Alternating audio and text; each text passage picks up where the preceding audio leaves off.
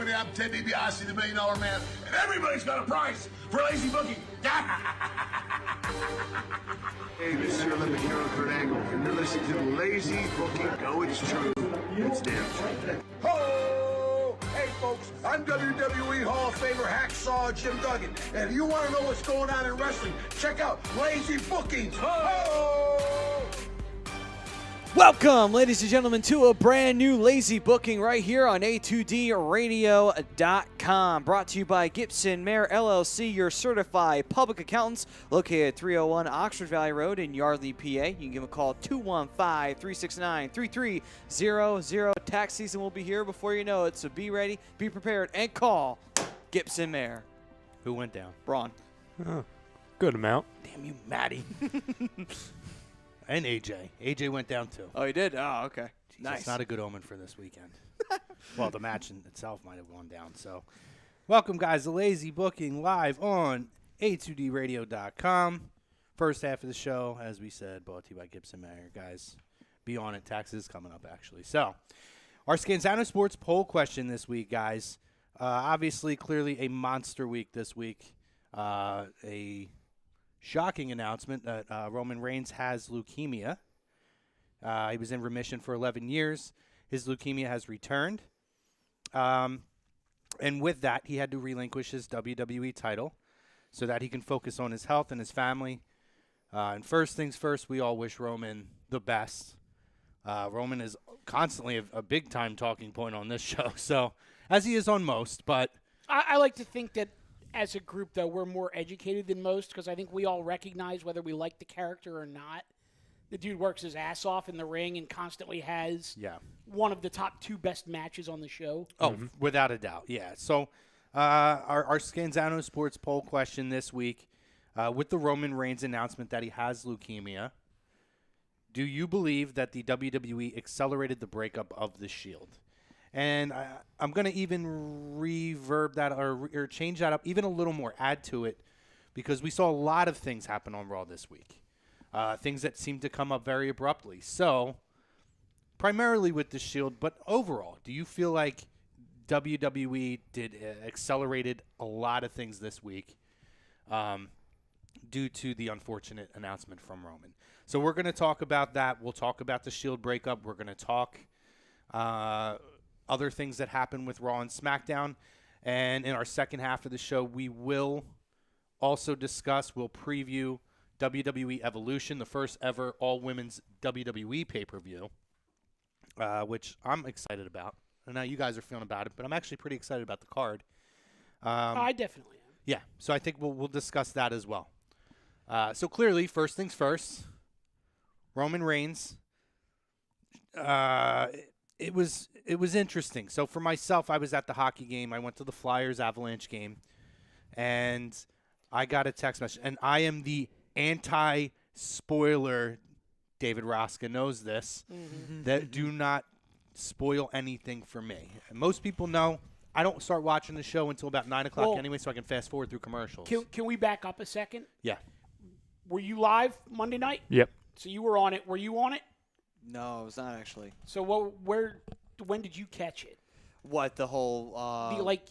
when did you actually get to watch Raw? Or when did you hear about it? Let's start with that. Okay. Oh, actually, what I was doing was I was flipping back and forth between that and the Flyers game, but once the score got pretty much obvious Colorado was going to win, I just stayed on Raw. Okay.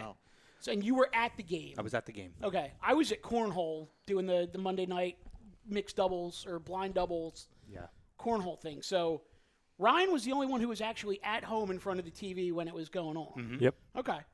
All right. Interesting. Yeah, so I'm in a lot of chat groups, so I put them on silent, but I checked them periodically, and I had, I can't believe again. So I'm thinking, and I saw something about Roman, and in the group, they didn't put anything about leukemia, but they just said, like, I did not see that coming, I'm in shock, yada, yada, yada. So I just text, no spoilers. They're like, dude, this goes beyond a spoiler. Right. So at first I'm thinking maybe he has didn't he have pneumonia, I think previously, so I'm thinking maybe correct. it's something like that. But no. So I said, all right, well, go ahead, tell me. If it's that big, tell me. And they told me, and I was just like, what? Yeah. distracted me from the game, which was also easy because it wasn't a very good game. It was not a good game. No. But I had to come home and immediately turn it on and watch it for myself. Mm-hmm. Now, my experience of it, and I'm interested for you who saw it live, and then maybe knowing I was able to catch it quicker, but watching it live when Roman came out, the announcers were hyping up Crown Jewel, and Roman knows what he's getting himself into, and yada yada yada. And I text my buddies, and I'm like, it's so weird. Like, do the announcers not know? Because they're talking like they're still hyping him for the pay-per-view. And then clearly I watched what happened, and I thought it was a fantastic speech or an addressing of the WWE Universe. And I thought that the fans were very, very respectful. And then when they came back from commercial break and the announcers were kind of talking, it was a totally different tone. Mm-hmm. So I wondered to myself, and I think I probably was able to find my way through it throughout the last couple of days, like how close was the group of people that actually knew about this? Well, from what I read, my understanding is that there were 5 people who knew. Okay, and so what were the 5 names? The 5 names that knew before that night were Vince, Kevin Dunn, Triple H, Michael Hayes, and Seth Rollins. So Dean didn't even know. So Dean didn't know because they didn't want it to get to Renee, because they didn't want the announce team to have any sort of inkling at all. So now I don't know how accurate that is, but that is the report that I found. So that would make sense, because in my head I had it where Vince probably knew, Hunter probably knew, Kevin Dunn probably knew, maybe a couple of other close friends like a Braun Strowman or somebody like that. And then I figured both Seth and Dean, but then the question came up, my sister said, how would Renee not know? And I said, well, I mean, I've had things where I've told my close friends, and I'm like, or vice versa, like, I'm telling you, like, I'm not telling everyone, don't tell your wife. The time will come when I'll tell everybody. Like, I've had that in my life, whether it's me or other people telling stuff. So I kind of was just like, maybe that was the case where he said, like, please, Dean, like, do me a favor, don't say anything to her. It's going to come out and yada, yada, yada. But that would make sense to me, and that sounds very Vince-ish, to be honest. The best way to tell how stunned I think that team was, Corey Graves was in tears. Yeah. And that was just like, wow, it caught him off guard, because you would think, like, okay, if he had known all day, yeah, it'd be tough for him. But you would think he would at least maintain a little bit of composure. That one, he was just about ready to break down. Well, and have to go offset. That's one of his best friends. Yeah, I know, and that's why. And I would think. So again, going back to the Open, like, Michael Cole does the typical, welcome everybody, it's a Monday Night Raw, like, opens. Usually when there's an announcement like this, like a Daniel Bryan or what have you, the announce team actually usually kind of pretty much stays silent. Is that me? Yeah. That's you. My bad. Typically the announce team pretty much stays We silent. got nothing in the YouTube chat right now, too, which is shocking. Oh, we'll get there. We'll get there. But, yeah. And then they'll just let the music hit, and they'll kind of let the moment play itself out. So it was pretty clear to me fast that nobody knew. And I did read, I think Meltzer did report, Dave Meltzer, that it was a very small niche. Now, he didn't name the names that you did, but he said it was essentially pretty much most or all the locker room found out when the announcement actually took place. Yeah. Crazy. And it was leaked earlier that day that Roman had an injury. Yeah. Yeah. And somebody had said, oh, it looks like Roman, like just earlier in the day, you're talking with your buddies, and it looks like Roman's hurt. Looks like Alexa might be hurt too. And then when he came out, it's like, all right, like I said, I thought maybe he has like. Well, I would take it back a couple of steps further. So we were at Raw the previous Monday, and he works the 6-man match. I think that's the last thing he's worked. I believe it was. He has not worked a house show since then, from what I read. One of the comments that we made to each other during that match was, is it seemed like Dean and Seth are carrying this entire match. Like Roman got involved a little bit on the outside. You know, he hit a Superman punch on the outside of the ring to take out Braun, and then he was basically out for most of the rest of the match, to the point where you remember the people I'm sitting there going, where the hell is Roman? And the people behind us go, doesn't matter where Roman is. Roman sucks. And it's like, wow, it's still real to you, huh? Okay. He did make that statement. But it was just odd that, and maybe to me, when I came out early in the day that he was quote unquote injured, I was thinking like, well, wow, it makes sense because he really didn't work a whole hell of a lot last Monday, and you know, maybe he's fighting through something. Then the story comes out that Daniel Bryan and John Cena don't want to go and work Crown Jewel in Saudi Arabia and blah, blah, blah. And I'm thinking to myself, okay, does Roman not want to go? But rather than him just being the stand-up guy and say, you know, no, I don't want to go, in the middle of the ring, now maybe he did that behind the scenes, but in the middle of the ring, you know, maybe they're going to play it off as an injury angle. And then I'm at Cornhole, and my phone starts going nuts with alerts, and then I got a text message basically saying, like, yo, Roman Reigns just relinquished the WWE title. He said he has leukemia. And my first response was, is this real?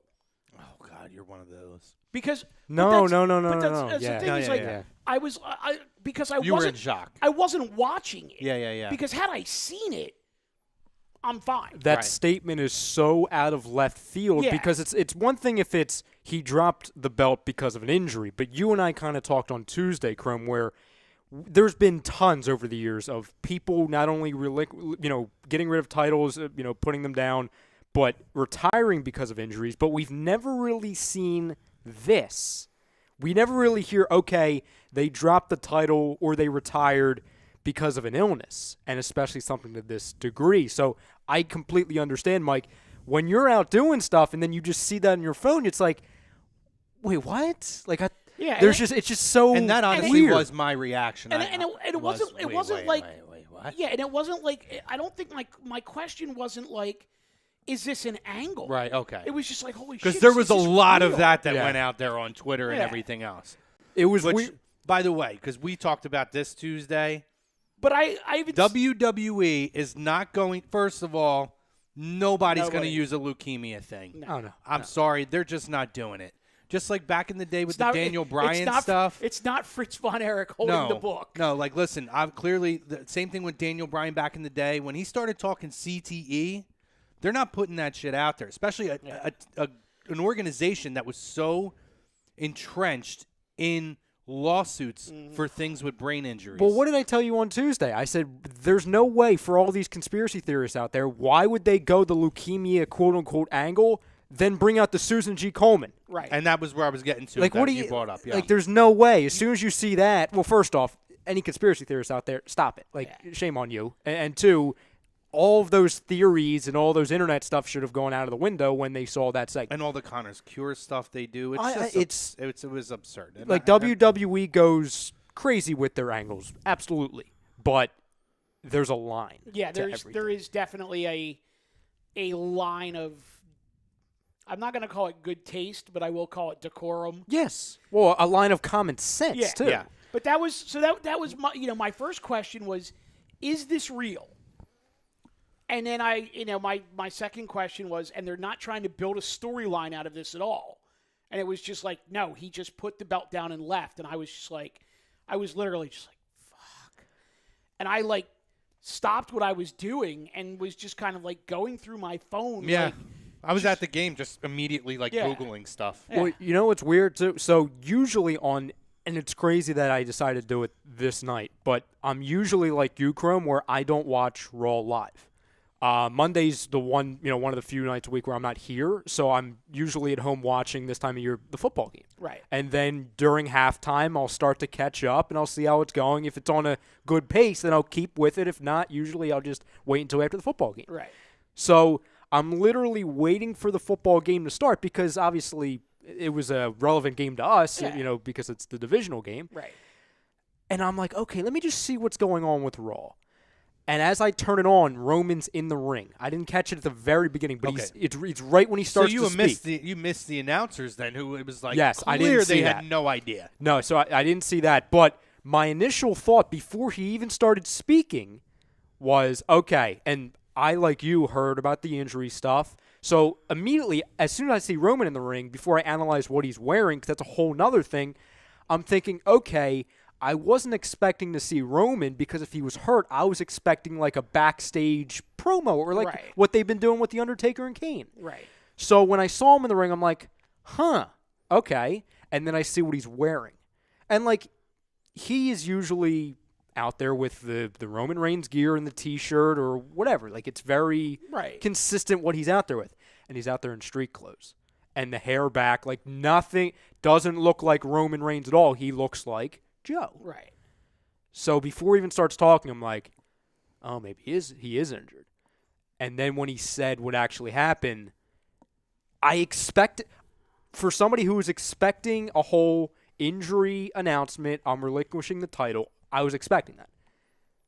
But given what he actually said, the word shock can't even describe it. Yeah. And I was already ready for an announcement, just nothing to that magnitude. Well, and it's funny that you explain it that way, because basically what I did was I pretty much got out of cornhole as early as I could Monday night, didn't go to the bar afterwards, whatever, just came home.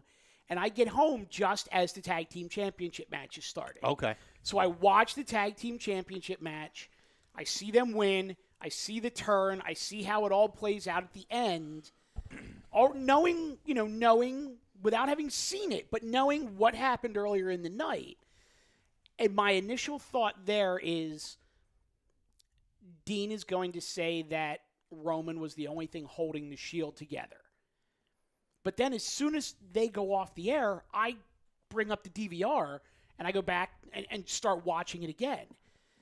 And it's interesting to me because what you were saying about the announcers just hyping it up like it's a normal show. And then the same thing that caught my eye was what caught Ryan's eyes. He's walking to the ring in jeans and a T-shirt. Mm-hmm. And I'm like, just looking at it going, how did the announce team not catch on that something was wrong as he's walking to the ring in jeans and a T-shirt? I mean, they must have done a really, really good job of just keeping it as hush-hush as they could. Yeah, I mean, it was something else. And I can say fully I got emotional watching it. As did I. Yeah, and then, again, it's whether you love Roman Reigns or you hate Roman Reigns, the character, I always tell people, like, I would never wish that on my own enemy in real life, that kind of a thing. And then when you saw the moment that he walked up the ramp and the Shield came out, and then you kind of saw the emotion of Dean and Seth, it was just, that was like one of those things. Especially Seth. I'm like, Jesus, that's going to be one of those moments that's, unfortunately going to live forever. Well, I told Chrome that. So I mean, actually hearing him do the speech in the ring was emotional, but when you watch like the backstage segments, I showed it to him on Tuesday. Well, we were talking. I guess after he talked to you on Tuesday, we were kind of messaging back and forth, and I just said, like, when Paul Heyman kissed him on the cheek, I was and said legit, you're not like, you're not blubbering gonna be by yourself. idiot. Yeah. And he said, you're not alone. And obviously Braun, who, aside from Brock Lesnar, might be his biggest feud that he's had. Broke character 3 times in one night, basically. I think that's his best rival of his career. I mean, when you talk about the quality of matches, and one of the few Roman feuds that everybody actually really got into, I absolutely agree. Well, I'll add this little thing, and it's not.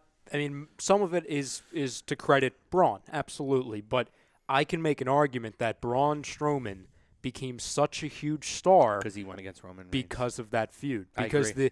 I'm not finished with you with the trucks and all that stuff, the crazy spots backstage. That was all with Roman. That made him the monster, and then even this recent turn It was out of nowhere. He turns and he brings out the old, I told you I'm not finished with you yet, and the pop that came out. Braun Strowman's best work has always been with Roman Reigns. It's true. Whether it's a heel or a baby face. Yes. Yeah, absolutely. It's an example of certain guys in this business just know how to get the best out of each other, and Roman knew how to get the best out of Braun. Well, and because he was a freaking bump machine for Absolutely. it. But it was I was a big fan of the Braun Strowman social media post where he basically said that this man has been my biggest adversary in the ring. He's also one of my closest friends. Yep.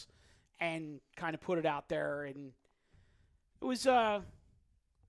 was interesting also to see a lot of the reaction and some of the non-reaction, quite frankly, from people outside of the WWE. Yeah. Like one of the first tweets that I actually caught was from Will Ospreay, who was like a lot of people don't like this guy. I do, and the whole get well and everything like that. I thought it was real classy that New Japan and Ring of Honor both tweeted stuff to him. But there was also a lot of people that I felt like kind of should have responded that I hadn't seen anything from yet. So Well, let's see. Call him out. Who is it? I would say the first one was Kenny Omega. I hadn't seen anything from him at all. I think Omega did tweet something. Not immediately, but Omega did tweet something out, I believe. I know Jericho did. Jericho did. I don't know about the Bucks because they got me blocked. I was going to say I didn't see anything from the Bucks. They blocked me on Twitter, so I have no idea. Did see something from Cody. Kenny Omega did 2 days ago. He said, "Cheering for you from the opposite side of the globe. Opposite side of the globe. Nothing but respect for Roman." Okay, so I did see that. Yeah. I missed that then. I mean the outpouring was great. Some of the tweets were really, really good. There was one that I saved. I'll pull it up in a minute, but. I thought the best one for me was Kevin Owens. The Kevin Owens one was great. I thought the Kevin Owens one was great. I thought the Miz tweet was great too. Yes. Which I'd expect nothing less. What's Kevin Owens' handle on Twitter? Isn't it Kevin Owens? It's a dot now. No, it's at Fight Owens Fight. Oh, Is it Fight Owens Fight or Fight Steen Fight? Did he go back to? No, it's literally a dot. So. Corey Graves on the 24th sent another tweet out, which I really liked. And it said, my daughter just now, Daddy, what's leukemia? Is Joe going to be okay? And he said, it broke my heart all over again, but also allowed me to tell her that at Roman Reigns is the toughest guy I know. And I said, yes, baby, Joe's going to be fine. # you got this, oos. I thought that was great. That shit got me emotional, Just hearing it, God. And I talked to Ryan about this just over this weekend alone. Prior to all this, I myself personally have gotten a lot of cancer news from about 3 people since Friday, from Friday to Monday. So I think it kind of hit me pretty fresh.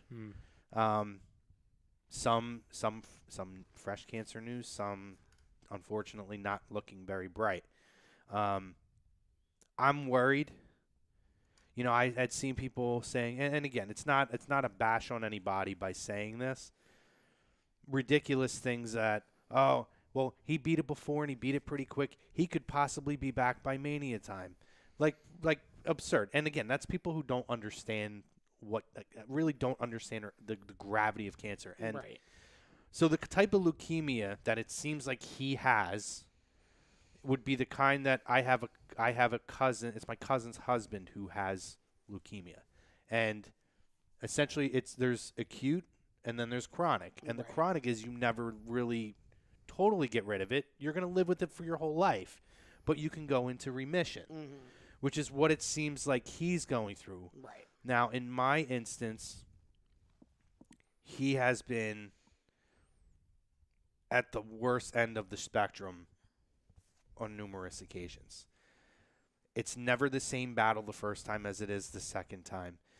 And I have to say, this is going to be something that Roman's probably going to have to live with his whole life. And the people don't understand. It's not like, hey, cool, we kicked cancer out. Now you're good. You're in remission. But it's staying in remission. Yeah. You have to change your lifestyle. And it's in a short period of time. And I'll say this too.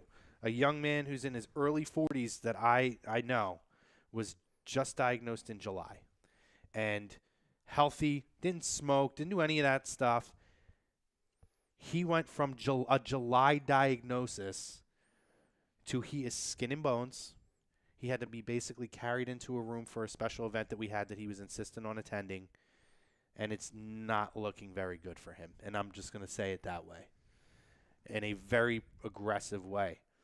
It's not just Roman getting rid of it, but it's the effects in a short period of time that it's going to have on his body. It's staying in remission and then getting your body back to being able to be regularly functional, aside from taking bumps and losing sleep, which affects you physically. This is at least, and me and Ryan talked about this the other day, you're talking the absolute best case scenario. You're looking at 2 to 3 years before he can even consider stepping back into the ring. That's exactly where I was, too. I'll expand on this a little bit. So somebody I know very well works in the cancer field. So I was asking them about it, when I found out. And like a lot of it, a lot of the details we'll never really know because they're going to keep it private, obviously, and they have every right to do so. As it should. Yeah, That's exactly. why HIPAA is in place. Yes. Right. So, but from what we can kind of gauge and, from obviously when he dealt with it 11 years ago, Chrome, you hit the nail on the head with a lot of things. And we talked about it on Tuesday. It's extremely unfair. And I get why some fans are saying it like, oh, he'll be back for SummerSlam or sure, that's great to hope for, but that's extremely unfair and unrealistic. Chrome, what you had said 2 to 3 years, even that's two best case scenario. Even 2 years is kind of unrealistic because the way he treated it back then is going to be completely different compared to now.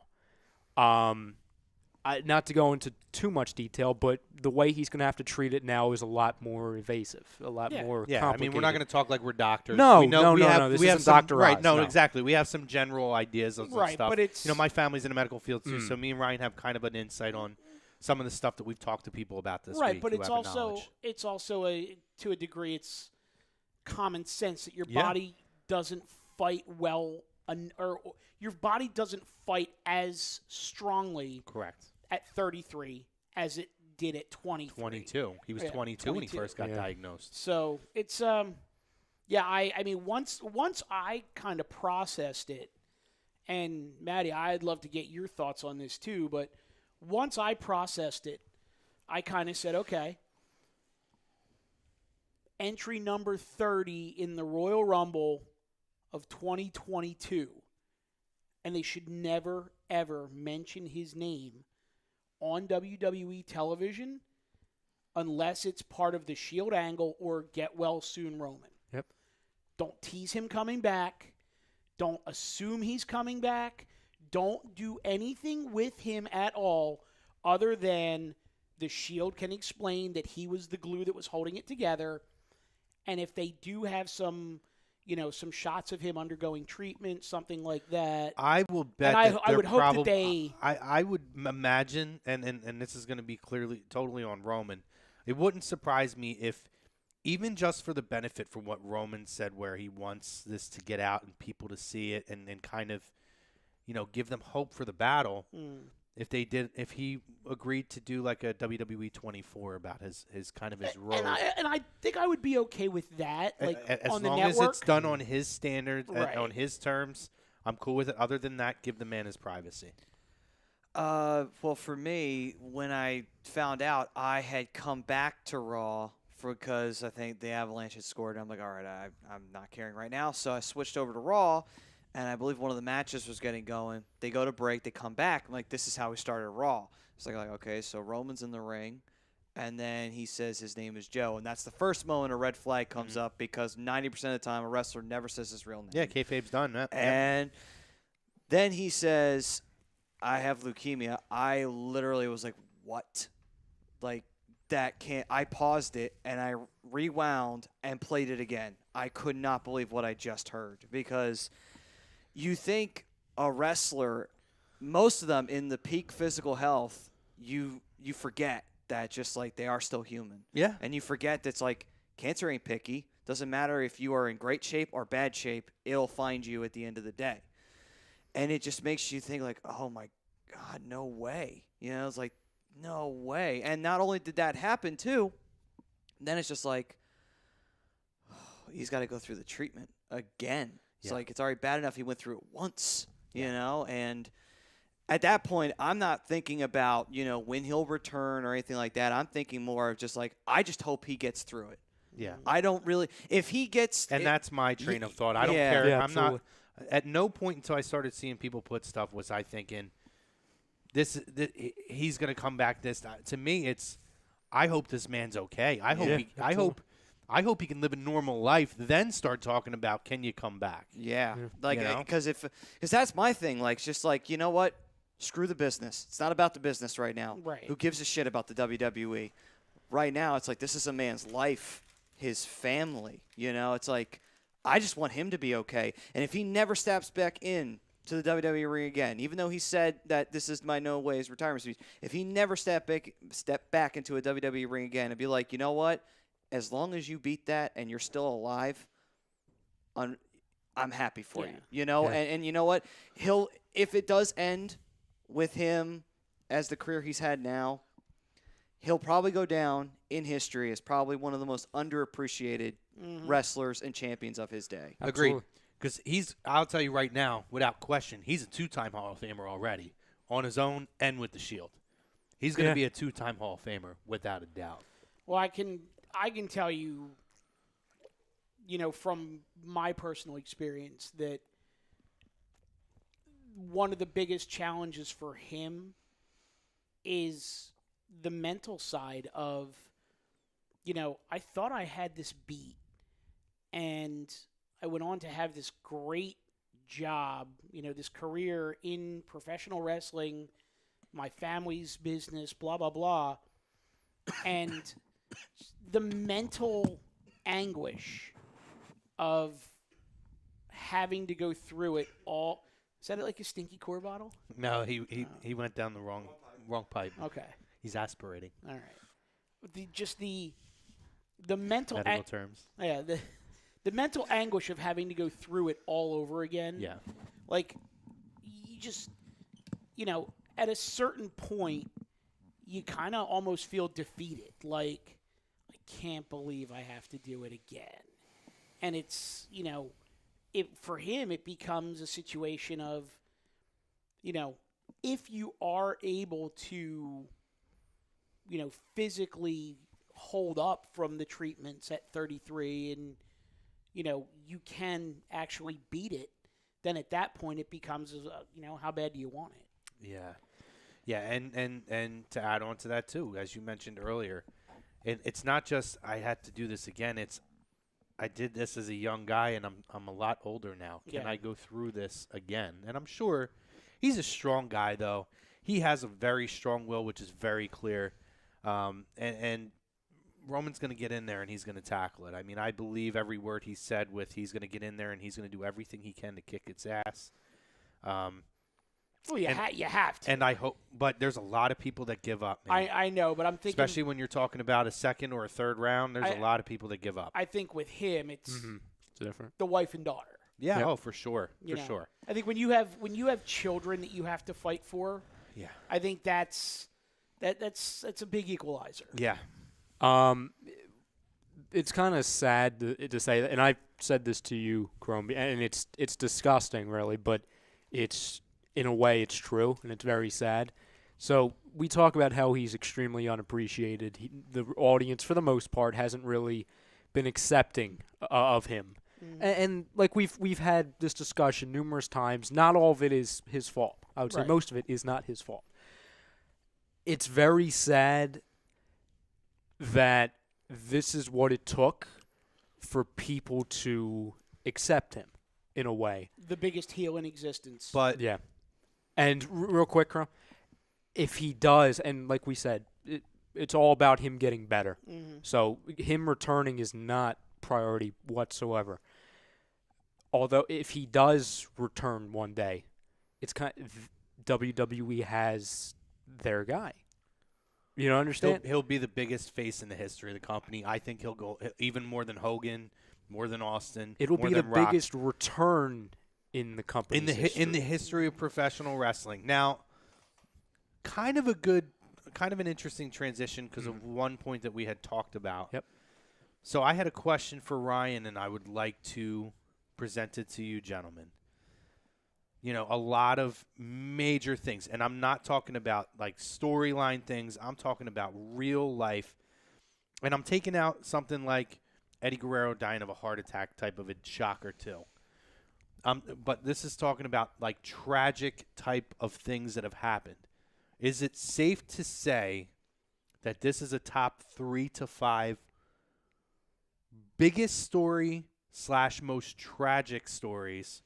And again, it's not over, but talk about a guy in his prime, entering the prime of his life, at the peak of the company, the guy who is positioned to be the Hogan, the John Cena, the different type of character, but the Stone Cold Steve Austin, who I don't want to say the machine, but the company is backing. This is the guy. Well, has there ever been anything like this? You can compare it. I guess it's a little different because it was back in the day, but in the late 80s going into the 90s with Jim Crockett Promotions, Magnum TA, but he had that car accident that ended his career, and they were pretty much getting ready to back him to be a world champion. Correct. I agree with you on that one. It's perfect. I want to touch on, before I answer the question, I want to touch on one thing you said. I don't think you should second-guess yourself by saying it's tragic, because even if he does beat this, it's still tragic, because it's a young man who was in the prime of his career, everything. He finally got his moment, both storyline and real life. You know, he was the guy. Cena's now in the shadows. It's him. He had all of the storylines. Hell, we'll talk about it later. He was the man who controlled the show, and it's all taken from him. And he's going to have years taken from him in the prime of his career.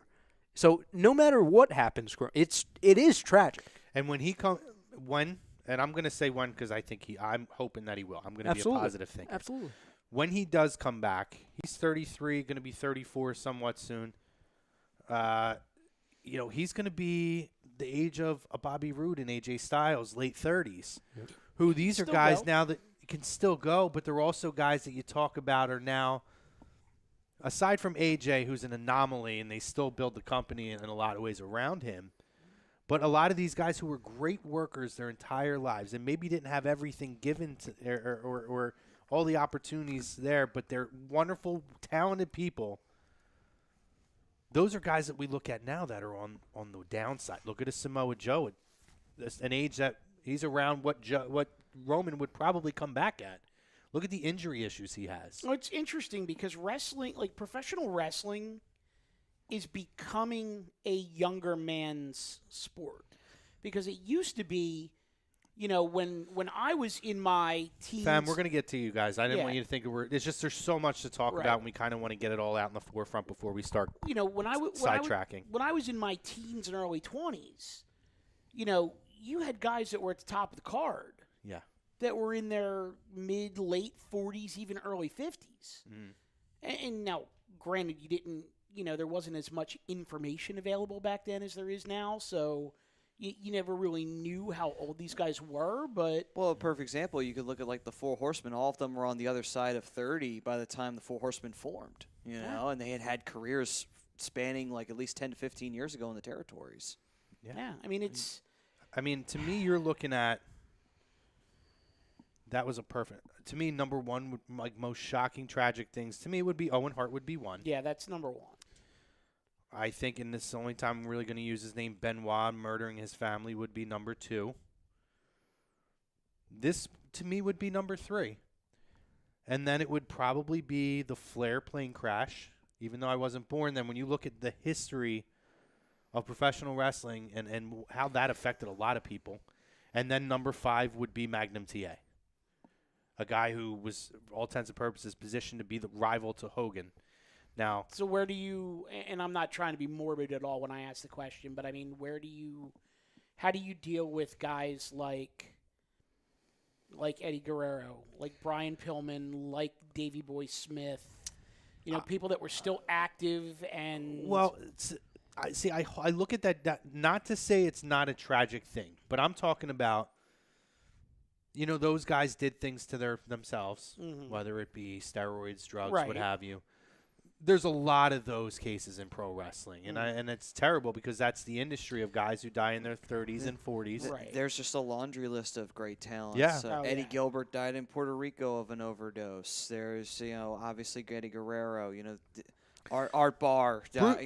Another one actually you mentioned, kind of that reminded me, and if you want to throw another tragic event, would be Bruiser Brody getting stabbed in the locker room and murdered in a locker room in Puerto Rico. I'm sorry if you guys already mentioned this. What about the one involving Mysterio? Oh yeah, that's a tragedy. With the 619. Something. That's something that was so like freak. Yeah, it was. It was the accident. simplest thing, but it's just as weird as it is. Like that was like a 1 in a billion chance of that happening. I think that's up there. Yeah, That's I mean, but you look at those things like all time. Those are all-time tragic things. And I think it's safe to say that this is such an impactful thing. Like, this is an event that happened to somebody totally, like, out of their control. They didn't do anything wrong. It was just a circumstance that happened. Is it bigger, though, because he was basically the face of the company? Yes. To me, yes. The debate is... In a way, I would say only because for a lot of kids and such like that who kind of, they can watch the network if they want to, but if they're watching Raw every week, they're seeing Roman Reigns as kind of the main guy, whereas it didn't happen with Hogan, obviously. Hogan continued well past his prime. Cena, besides any injuries he never had anything like this happen to him. Then Austin and The Rock, they never had anything like this. So I would say it's huge because of that. To me, to answer your question, Mike, absolutely it does. It makes it bigger because, as I noted before, he was the man who controlled that entire show, their main show. So he was also the guy who, how many times in a row has he main evented WrestleMania? He's main evented SummerSlam. Like, forget about all the last 4 WrestleManias. And it was probably going to be a 5th this year, well, at least. I believe that the intent was for him to break the consecutive main event streak. So it was going to be again, and that's not even mentioning all of the pay-per-views in the middle that he main evented or he was in the main storyline. So somebody who was the main guy. I think you and I, Chrome, talked on Tuesday. That's almost equivalent just to talk about like basketball for a moment. Go ahead. I'm sorry. No, go ahead. Just out of curiosity, who does hold the consecutive WrestleMania main event? Is that Hogan who still holds that? I think it's Hogan. It's still Hogan? Okay, I just out of pure curiosity just wanted to know that. Anyway, go ahead. You can compare it to, in basketball, Kevin Durant goes out. How about in the NFL? Aaron Rodgers goes out. I mean, it's equivalent to this. Mario Lemieux in hockey, even though he came back, he also had to retire early. The way I used it, if you want to go by like the persona of the character, I went to Major League Baseball and said, it's not Mike Trout, it's like Bryce Harper. Because the Trout would be equivalent to like Cena. John Cena. Yeah. Trout would be like the guy that for the or even more like a Hogan, where everyone loved Hogan when he was there. But when you look at a guy that people didn't like, it's a polarizing figure. Yeah, exactly. He's a polarizing figure, but is still one of the absolute most talented and top names in the sport. To have this kind of a thing happen, derail you at the prime of your career, when you're really just catching fire, it's tragic. Like, that would absolutely impact you. No, I agree with that. But for me, like, I actually want to go back to the point you were making a couple minutes ago. And Maddie, you kind of alluded to this as well, is that it is the nature of the business, so to speak, and whether it's right or wrong. You can't even sit down and start writing a list of guys who were gone too soon from this business because inevitably you'd forget people. Oh, yeah. It's just that big of a list. So I almost don't even want to name names other than, people who may have had it happen through no fault of their own. And to me, that's basically Owen. You could make an argument for Benoit due to the CTE. And now this with Roman and Bruiser Brody. Everything else is usually Flair. drug related, alcohol related. Well, Flair with the plane Steroid. crash. Steroid related. Flair with the plane crash, although, the story as it goes they may or may not have been drinking on the plane and tried to get the pilot to drink with them. And I don't want to get into that because I don't know those facts either. But That's just To think too that almost the Nature Boy's career didn't happen because of that plane crash. Who would have? Could you imagine wrestling without Ric Flair? That would be crazy. it's crazy. So rounding it back to the poll question, we've discussed how everything is focused around Roman. We had the conversation last week about the Universal title with Brock Lesnar as opposed to with Roman Reigns, and how every secondary title was tied up as a supporting role for his feud with Braun Strowman. do you feel like you jinxed it a little bit? It's ironic, isn't it? It is crazy that we just had this conversation, and then you see this week. So the question stands, did they accelerate not just the Shield? I'm going to take that out, but there's other things. But did they accelerate the Shield breakup? I say yes. Absolutely. 100%. Absolutely. Did you feel like it's an acceleration? Oh yeah, absolutely. I think they wanted to play this one out. Me too. And we just talked about how we thought this could go to past Rumble or WrestleMania before they broke. I thought it was happening at the Yeah. Rumble. I thought that's when they were going to do Right. it. Because we were talking about how they could make the secondary titles important by getting the Intercontinental title off of Seth and then putting it on somebody like Lashley or somebody like Elias. Because we kind of talked a few weeks ago to where it seemed that they were teasing it for a while, and then at that Super Show, it's almost like they turned a leaf to where there was like, oh, we're friends again, to kind of make it more shocking. Trust me, I really thought it was going to last until the Rumble. Yeah. Do I think they accelerated it? Oh, absolutely accelerated it.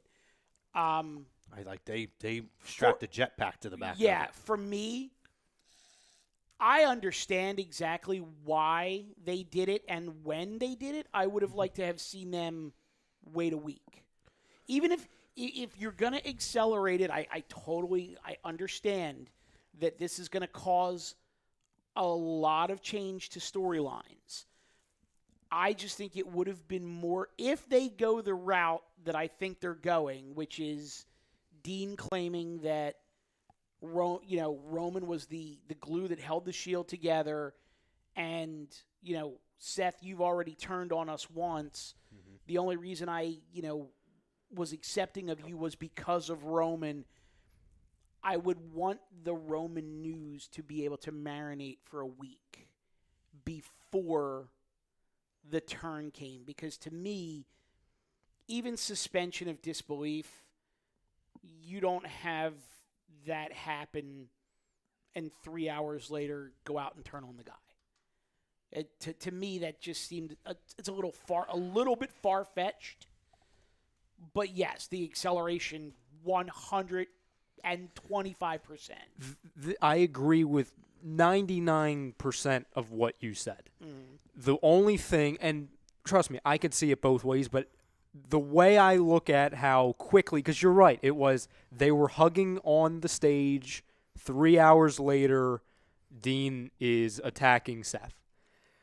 The way they did it after he first turned on Seth to where Dean is in a mental fit, it showed to me that he was effed up, that he didn't know how to deal with this. He's in his own head because he was even talking to himself. And I know he's but it's separate. Right. It's separate because there's Dean being Dean from the last 3-4 years, and then there's this. It's very different. So I think they're going to spin it as it was a spontaneous. Yes, I agree. They've had animosity towards each other, especially Dean towards Seth, but this moment causes Dean to go into an absolute mental breakdown, and it's caused this, and then we will get into how Roman was the only man keeping me locked in, keeping me sane. I think that's how they're going to do it. I would like to address one thing with that, though, is that to me, the MVP of that segment at the end was Renee Young, because she basically muted her mic through the entire thing. You heard her say, whoa, and then nothing. It was like, whoa, and there was a sigh, and then they basically just cut her mic. Yep. And it was like, okay, so she acknowledged earlier in the night that Dean was her husband. And to my knowledge, that's the first time that she's acknowledged it. I know they've teased her about it. You know, there's been subtle jabs taken by Samoa Joe and by Corey Graves, and you know, it's implied that everybody knows that they're married.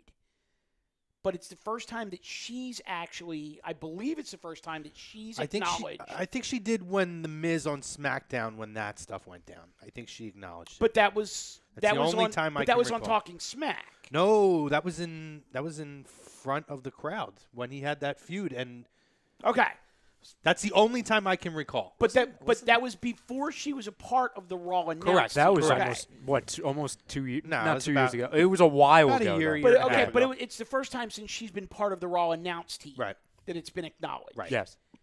So for them to have her make that or have that acknowledgement happen,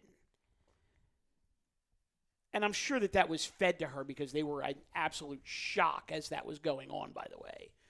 But to have her acknowledge that she's married to Dean, and then at the end of the show, for her, like you said, Ryan, just, whoa, and then like a deep sigh, and then the microphone just done. Like, she's done. She's out. Great sell job by her. Mm-hmm. I'm interested to see where they go with that. In particular, like, do they have Renee just do they have her come out next week and be like, you know, I can't believe you did that, because I thought that him and Seth, I know they were having their problems, but in the light of what has happened recently, you know, why would he betray, you know, the brother he still has here on the roster right now? I want her to interview him. I want them to have her interview. It's not going to happen, but that would be... It would be cool if they played it on that angle. Or they could even have her go, if she could do it. I don't know. We've never actually seen her try it. Mm-hmm. It'd be real interesting if she could just be supporting her husband in all of his decisions. It would be interesting to see if she did do that. I don't think she'd be able to do the Raw announce team anymore because Graves is the heel. And they're not going to. She's the first woman to do it. They're not going to take her right off. They're not going to make her a Jerry Lawler. I don't want to see them make her a heel or any of that. Yeah. No. I would love to see her interview Seth. Yeah, that would be interesting. And have her, you know, try to start the interview with, you know, I'm not taking sides. You know, Dean is my husband. You are a dear friend. We've all known each other forever. I'm not taking sides. I just want to hear your side of the story. But then maybe his side of the story doesn't quite satisfy her. And she leaves the set a little bit angry. You never know. Let me get. I don't want to see any of that stuff. This is what I don't like about having them both on the same show. Because I felt like it didn't contribute to the overall emotion of it this week. But I don't want to see them. I don't want to see her get involved in this. I don't want to see it at all. But it's so hard. Yeah. How do you now separate the character from what's going on there? It's. I mean, they've done it. They had Nikki Bella as a heel would face John Cena, and vice versa. Now you got Brie Bella, who's a heel, and with the ultimate babyface Daniel Bryan. But here's the difference, though. It worked for them, but none of them were talking on every segment. Right. Renee. It was easy for Renee to do it when Dean was a good guy. She's going to now have to commentate everything that he does wrong, because everything he's going to do now is the whole heel mentality. So it's going to be very, very. I don't know if they're going to structure. He's thinking. I know he has something. Say, I see wheels turning. I see wheels turning. Yes, go ahead, Matt. Here's one thing they can do, and it's not her getting involved. She's not doing any interviews or anything, but she doesn't.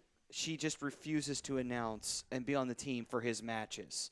Like, she isn't taking sides or nothing, but she just, because she is not an objective party in this matter, she's not going to be a part of the commentating team while his match is going on. Everything else, she's on the team with. That's an interesting wrinkle.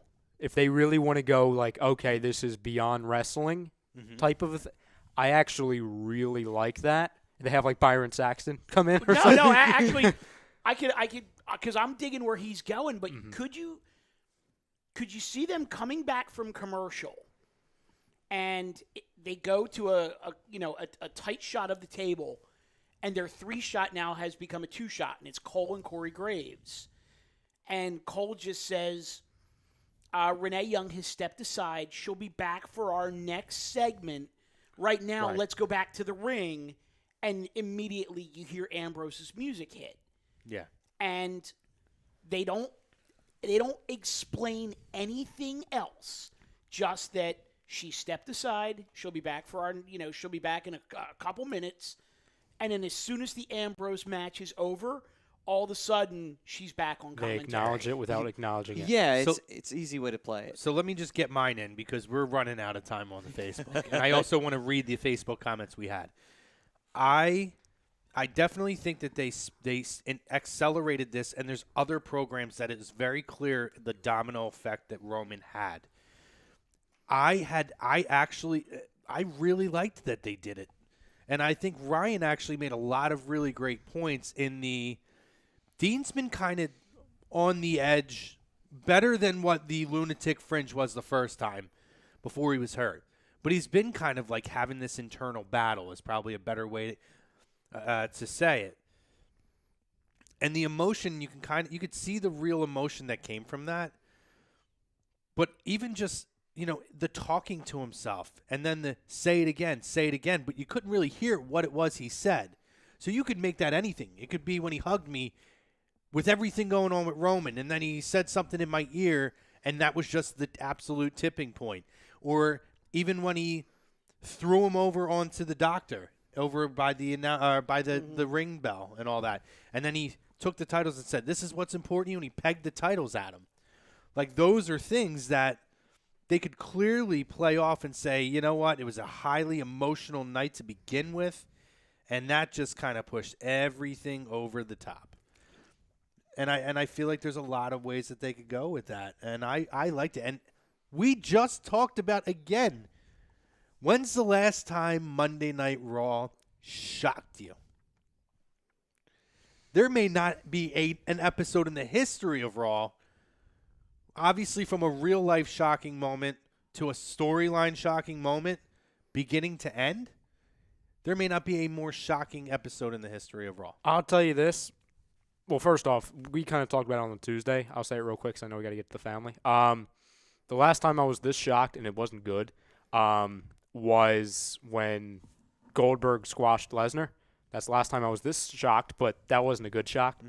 The last time I was this shocked at the end of Raw was the Nexus. Yeah. Oh, for sure. But how long ago was that? 2010. There you go. And unfortunately, I accidentally got kicked out of the Facebook for a minute, and I lost half the comments that I can't read live. Well, you know what we can do? But it's cool. I'll read a lot of them on the other side. Yeah. I'll read them on the other side when we go exclusively on YouTube. We have extra time today because we started early. We wanted to make sure we had a lot of time to talk about Roman. The tube is actually a little bit quiet right now. Josh, so that's fine. We'll be able to jump in and do that. Josh Lovelace just says, hey, guys. And Benny Reyes says, what's going on, guys? And I think a lot of the people on the tube are just kind of taking in the discussion. Yeah, I think it's a listening. I think it's a listening show for these guys. Let's have more conversation. And for you guys, and I apologize. Again, we normally are right into the comments, but I really felt like we had to come on early. I knew this was going to be a long segment to open up. It took the whole first hour, so I wanted to make sure that we kind of got all that off our chests. And we're able to talk deeply about it so that we can then give you guys more time to talk about it instead of kind of being in and out. So please, if you are on Facebook, Periscope, or Instagram, click the link or search A2D Radio on YouTube. Lazy Booking is in there. Subscribe, but most importantly, and follow it and then join the conversation. And I will read these Facebook comments on the other side when we're exclusively on YouTube. So if you do have a comment and you do make the jump, comment in there, let me know, and I will make sure that we continue that conversation with you. So on the other side, we'll continue to talk about Roman. We'll talk about some of the other shocks from Raw. And then we're going to jump into our predictions for WWE Evolution coming up this weekend. Maddie? All right, then. This first portion of Lazy Booking was brought to you by Sports Outlet for all your sporting needs, located at 703 Black Horse Pike, Englandor, New Jersey. You can give them a call at 856-939-2030. You can email them at sportsoutletnj@comcast.net or visit them on the web at www.sportsoutletinc.com. All right, guys. Again, click the link. We'll see you on YouTube.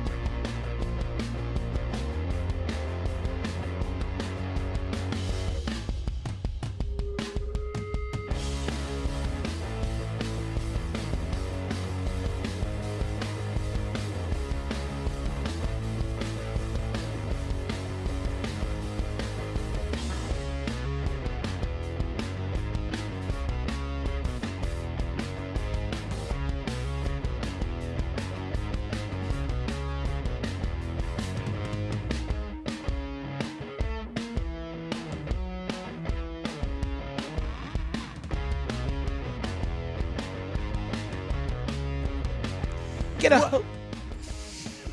Yes. Welcome back, ladies and gentlemen, to Lazy Booking right here on A2DRadio.com. Brought to you by Scizano Sports Center, located at 5 Carnegie Plaza in Cherry Hill, New Jersey. Give them a call 856-889-3434 or visit them on the web at www.scizanosports.com. It wasn't the music I was expecting to come back to. All right, guys. I was about to give Maddie a haluva kick. I knew who you were talking about. I know knew you were- We're back. We are back here on Lazy Booking live from the Real Talk Studios. Chrome, Maddie, the Ginger Gang, Mikey over here, Big Mikey Smalls, joining us here this week. Boom. Changed up his schedule. Obviously, big week with the Roman Reigns news. Ryan Broder over on the ones and twos, guys. Hello. If you made the jump from Facebook, Instagram, or Periscope over to the YouTube, we appreciate it. If you guys stuck with us, we appreciate it. Again, I apologize for not getting to the comments. There was just so much to really discuss about Roman, which is why we wanted to go on the air a little bit earlier and just talk it all out. So I'm going to go back. I'm going to read all the Facebook comments now. We're going to start with that. Our Scanzano Sports poll question clearly was, with Roman Reigns' announcement that he has leukemia, he is now a second bout with leukemia. Do you believe that they enhanced or accelerated the program to break up the Shield and some other things that we're going to talk about? So going over to the Facebook real quick, David Roscott said, "What's up, boys? I'm ready to see Trish Stratus beat Alexa Bliss and Mickey Mouse to prove she is the Nadia Comaneci of women's wrestling." Frank Vespi says, "Hey, yo, sorry to bother you at work. The Reigns diagnosis definitely sped up the breakup. On a serious note, I hope he overcomes this hurdle and he beats it again. Hashtag fuck cancer." Agree with that. Hashtag fuck cancer. Andy Ritter says, "I think it's for sure in the top so they're going to be out of order because Facebook does that when you go back and read the comments. So I apologize for that. But he had said, "I think it's for sure top 3 when we were talking about the tragedies and such. It might even be the top story. I don't know if anything has ever topped it," in quotes. Linda Long, what's up, Linda, says, "I'm heartbroken, but on a positive note, there are also very different treatments available now versus 11 years ago. Fair point. She would know. Yep. I think people saying he'll be back earlier is fans' wishful thinking and wanting him to be okay." And she put a heart. And she said, "I really can't even fathom that anyone actually thought it was a work." Agree with that. Andy says, "Got to step out." Well, he was leaving, so I'm going to read his other comments. He says, "I just hope that this isn't the end of his in-ring career. I think he still has a lot left that he wants to do." And he had responded to Linda. He said, "Linda, me thinking it was a work came from shock and disbelief. I hadn't seen it yet." And then he says, "I agree with Mike that backstage thing was the toughest piece to watch. It was heartbreaking to watch." He said, "My buddy called to tell me, and I agree with Mike. I thought it was a work too." So I guess that was the first initial comment. Well, that was the thing, though. I don't necessarily know that I thought it was a work. Right. I just was like in shock. Well, I think we talked through it then. It's like, you don't know. You don't say it. You just hear it, and you're like, wait, what? Yeah, we're lucky. It's not Ed Ferrara writing miscarriage. He said, so yeah. we're good. He said they absolutely accelerated the heel turn. Not sure I like them having 75% of the belts, though. We don't know what's going to happen with the belts. But he did say it's a Ginger Gang and Big Mikey Smalls. Let's go, fellas. Rosca chimed back in. Hold on a second. Before you continue with that, there's going to be a tag team tournament. and you're paired up with the Undertaker. With the Undertaker. Rosca says, AJ Styles never say anything about Reigns. Ray Subahana said, "So if the breakup was sped up, why book them to win the tag straps then?" It's because it added to the swerve, the shock of it. And again, so let's talk about that, because here's what I liked about it. I looked at this as the perfect scenario, because now, we talked about things being sped up. To me, clearly they sped up what I believe is a Braun face turn to go against Brock. And with that, it found a way, and this is why I believe that Braun is going to win the title. You have your ready-made next main event feud with Drew McIntyre. Mm-hmm. So now with that in place, you can now remove Drew from the Dolph Ziggler tag team. They could still be buddies, but it takes them out of the tag team picture. Mm-hmm. And again, we talked about how I believe that this title was a prop to assist and enhance the storyline of Roman Reigns and Braun Strowman and what would eventually be added, Brock Lesnar. It gives an out to get them away from that. This could be, they could keep it on them for a while and make it a what's going to happen thing and carry that story on for a while. Eventually, I think there will be a tournament of some sort, or maybe they'll come up with somebody they'll face and one of them will walk away from the other, whatever.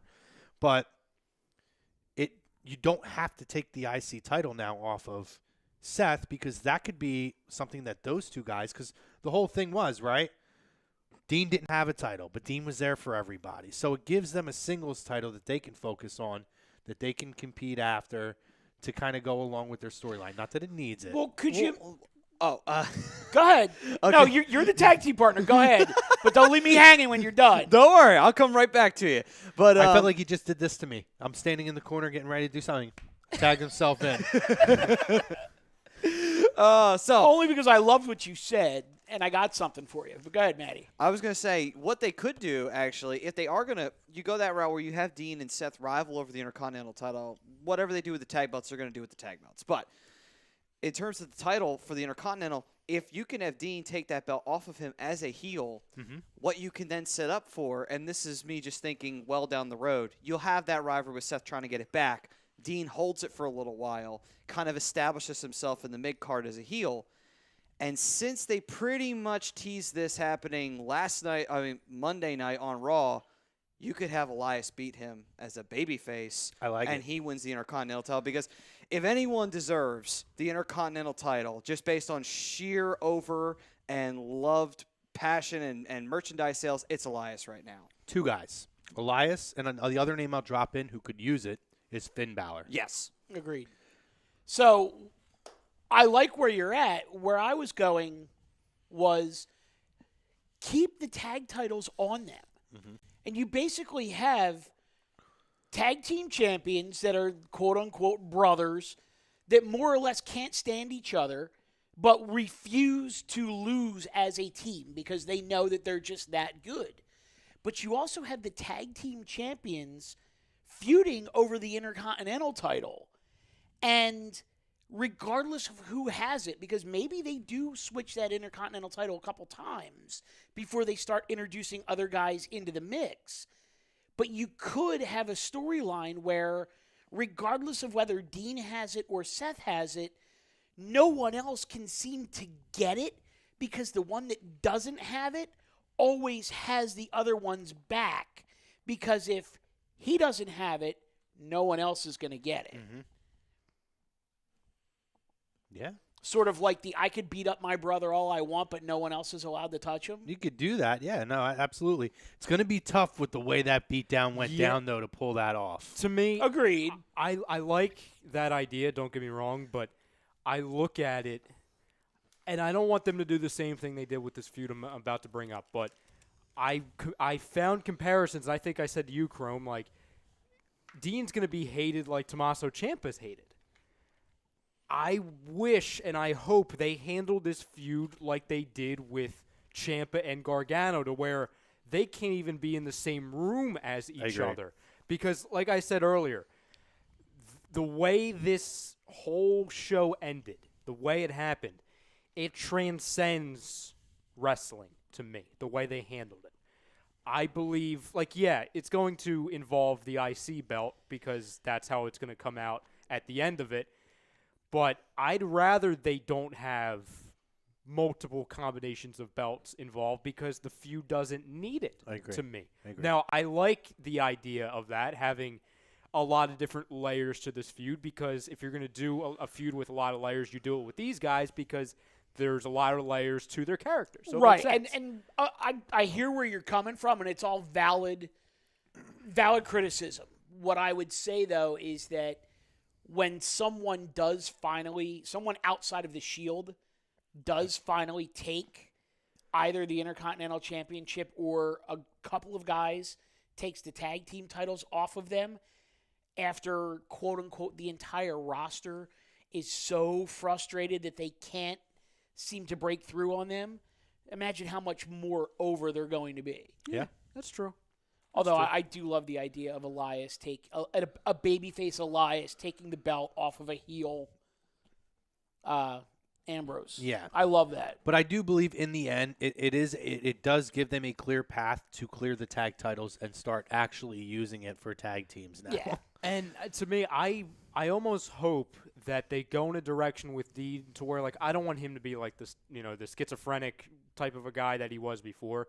I want his character to be someone who is just lost, to where the only man he could ever trust was Roman.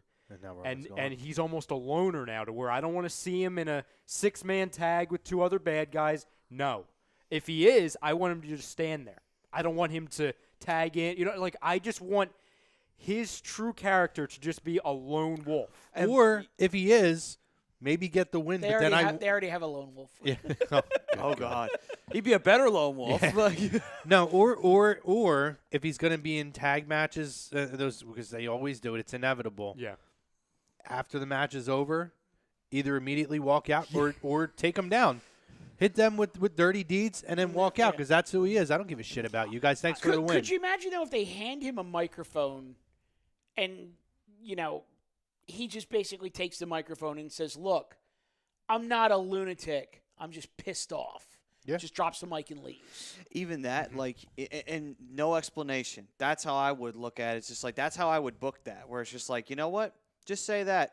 Say nothing else. And you know what? Week to week, people can ask you questions, and you'll answer. Well, we don't need an none of explanation either because Drew McIntyre and Dolph Ziggler already gave us the explanation as to why he should turn heel anyway. Yeah. So I almost want them to do something similar to how they did it with Chris Jericho when he came back the second time after those creepy little vignettes. Yeah. Where he's just in the ring and he's about to say something, but instead of Dean toying with the audience like Jericho was doing, he was doing it trying to be funny. Yeah.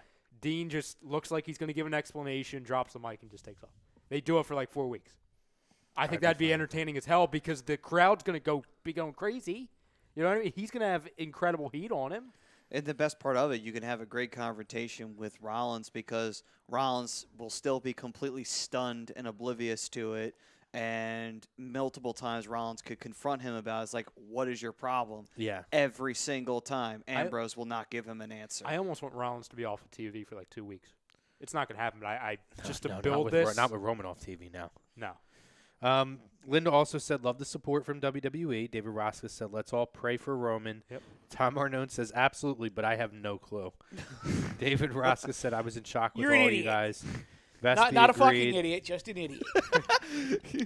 Rosca said, pray for Roman. He said WWE should not go to Saudi Arabia. We'll touch on that in a little bit. Too. Yep. Andy said it was all derived from shock, like what the F, when everything had happened. Bob McGee said it was the right moment for emotional impact. I agree with that as far as the turn goes. Gordon Bates said, wasn't it Dean that almost caused the first breakup? They teased at one point for a couple of weeks. You know what I'm excited about? And then I'll get back to Gordon's other comments here. WWE, aside from when the Shield was kind of a heel tag team, has never seen heel Dean Ambrose. And if you saw heel John Moxley, that was a treat. Yeah. And if they don't go back down the goofy lunatic thing and just have him just be a guy, like you said, who's there's a screw loose, not a lunatic. He's just a screw loose, or he is an emotional mess right now and is just pissed off at the world. You might get the best work you've ever gotten out of him. And I'm telling you, if you go back and watch his stuff in CZW and you watch his stuff in Florida Championship Wrestling prior to coming up, that's good stuff, man. I don't know if you guys saw. I don't think it was a network special, but I think it was just on WWE's YouTube page. It was an exclusive internet feature where they showed Dean walking through the concourse right after Raw got off the air, and he's surrounded by all the crowd. And old Dean Ambrose, he'd be twitching, he'd be doing all the the crazy Dean Ambrose stuff. He's just walking straight with a straight face, doesn't even look at anybody, with his head down, walks in, and then just disappears. That showed me that this Dean Ambrose is going to be different. I hope so. Because he's just straight-faced. He beats up Rollins and then he just goes right up the ramp, doesn't do anything, just straight face. In a way, it's kind of a shame that they had him talk when he first came back, because in a way, it would have been even crazier if everything had gone down the way it went down, and the very first night you heard him talk since he came back was the night Roman announced that he had leukemia and he had to leave because of that reason. It would have added a hell of a lot more emotions because you're just like, Dean hasn't said a word until tonight. Yeah, but you can't predict. Obviously, you clearly can't predict that. I get that, but it's kind of one of those feelings where you say, like, okay, if we are going to do the turn tonight, then we will have Dean speak because obviously we want him to say something about, Roman, of course, and then if the turn's going to happen, it adds a little bit more levity to the situation. Yeah.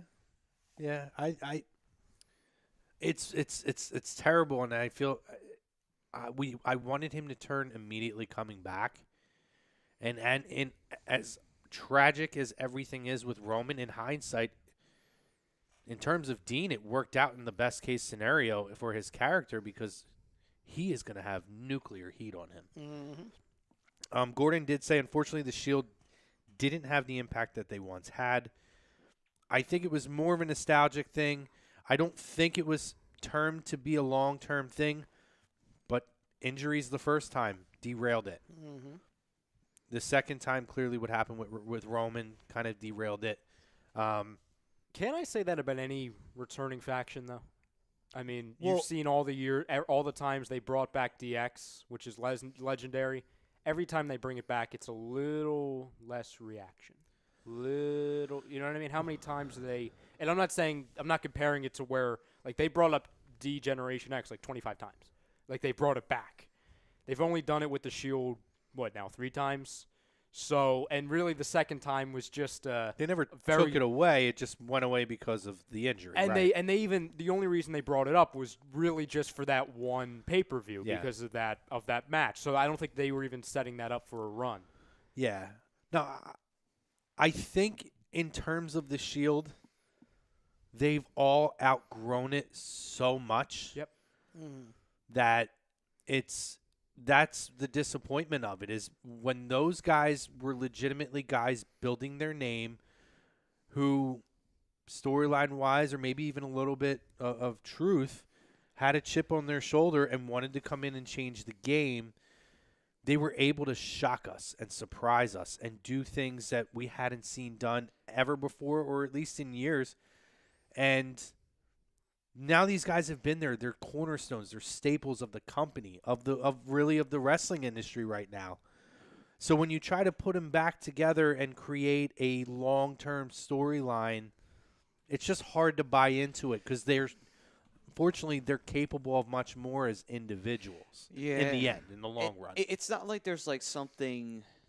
It's not like there's something big on the line. Like in an era where kayfabe isn't around anymore, you can't pull the, if you guys don't team up together, they're going to get rid of us. And back in that time period when you didn't know if, they're just doing this angle. Like, no, they're legitimately going to fire them if they don't band together and actually fight off these guys. Right. That would be a totally different story. It'd be like, okay, there's so much more emotion into it because these guys are fighting for their careers or something like that. Yeah. That's kind of one of the things, too. Also, the Shield isn't the big highlight of their career. It's a big piece, but all of them achieved bigger things out of the Shield. I mean, obviously, all 3 of them held the WWE title. Ambrose went on to have successful runs with the Intercontinental title. All 3 in one night, by the way. All 3 in one night. No stable can say they've done that. Roman became the guy for WWE, and Rollins had that amazing run when he was a heel and was U.S. champion while being WWE champion at the same time. So I think that's why, because it's not their main highlight, not like NWO with like Nash and Hall. That's like the major part of their career. Oh, yeah. Gordon had said the murder of Bruiser Brody, so he probably popped that in when we were talking about different events. Andre Valentin Peruzzo had said, Matt should have dressed up as the Ultimate Warrior. And he said, get a pile of pancakes in the front. I should make pancakes and sit them in the front. How funny would that be? Interesting. And then Gordon, no, I guess the feed had frozen for a second. Last ones were just Jason Conklin said, what's up, fellas? He chimes in frequently. So what's up, Jason? And then Gabriel Jason? Fernandez had said yes in terms of the poll question. That was all the Facebook. I apologize, guys. I didn't get to it on the actual Facebook. So anything over on the YouTube? And then what we're going to do is actually Mike's going to read some of the tweets that we were talking about. Let me go to the tweets first, and then we'll get back over to the YouTube because the YouTube's a little bit slow right now. But just starting out with Vince McMahon. Yeah. A warrior through and through at WWE Roman Reigns. Your entire WWE family stands with you. Mm-hmm. And then a tweet from WWE's social that says, true superheroes don't wear capes. We're with you all the way, Roman Reigns. Swing for the fences, and we'll see you soon. Kurt Angle said, after watching the beginning of WWE Raw last night, I've come to the conclusion that we should all be grateful that we woke up this morning to experience life to its fullest. Make each day count because you never know what life will throw at you. Hashtag thank you, Roman. And there are dozens and dozens and dozens of other tweets from talent. Some of the other companies from at Ring of Honor, on behalf of everyone at ROH, we wish Roman Reigns the best and look forward to seeing him come back stronger than ever. Hashtag thank you, Roman. From NJPW Global, which is New Japan. And I love this tweet, by the way. Mm-hmm. A champion transcends any company. At WWE Roman Reigns. On behalf of NJPW, we all wish you a speedy recovery. Yeah, great tweet. From IPW in the UK. Our prayers are with at WWE Roman Reigns right now as he faces a battle with leukemia. Let's send positive thoughts to one of the very best in our industry. And if you can spare a moment and a few pennies to donate to cancerresearchuk.org, hashtag thank you, Roman. I thought that was great. Yeah. And then AAW Wrestling at AAW Pro. We would like to wish at Roman Reigns all of the best in his battle with leukemia. It's never good news to hear, but you've got this, champ. Similar sentiment was sent out by Impact and several of the talents there. And I do think it's very cool that people from other companies and other industries, because I've seen some tweets from actors, musicians, athletes who, we know that they're WWE fans because we've seen them in the front row at SummerSlam or WrestleMania or whatever, have taken the time to also tweet support, which I thought was very cool and very classy. Yeah. Yeah, it's crazy. I mean, it was, they talk about trending. If you looked that night, my entire news feed or Twitter feed was filled with people from all over different facets of entertainment. It was all over the national news. It wasn't just a wrestling story.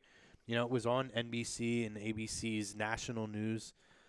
It's a big deal, guys. It's tough. It's very unfortunate for Roman. And on the YouTube, Stevie Ferdinand 1 said, "What's the WrestleMania main event now?" I don't know. It's a great question.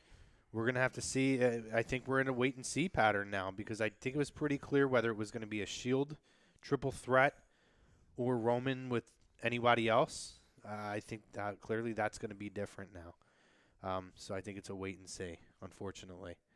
But, we touched on some of the other things that changed. Clearly we talked about the Elias turn, which I loved that it was on Corbin because I hate Corbin so much. I hate his character. I hate everything about it right now. I've been waiting for a babyface Elias for a good month now because it's just like I know he was doing so well as a heel and just the way that he would dog the crowd in the local city, but he's just so over that it's just like, he could just rip on anybody. But you notice a trend here, though, is it's now, 3 weeks in a row that someone has gotten into Corbin. The guitar shot this week, the angle slam last week, the week before. Why am I blanking on what it was? Well, it wasn't a Kurt in the costume. Oh yeah, Kurt in the costume.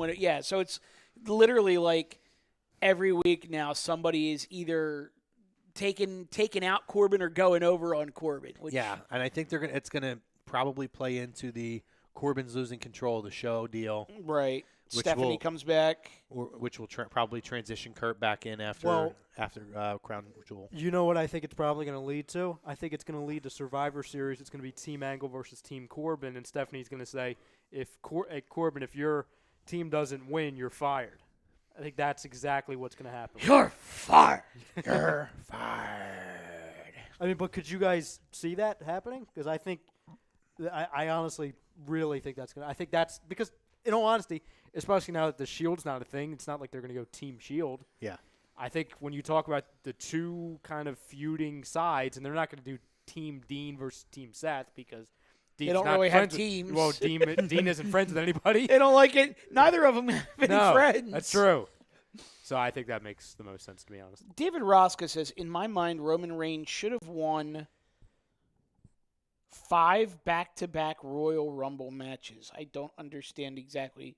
Does that mean back-to-back-to-back-to-back-to-back? Or does he mean WrestleManias?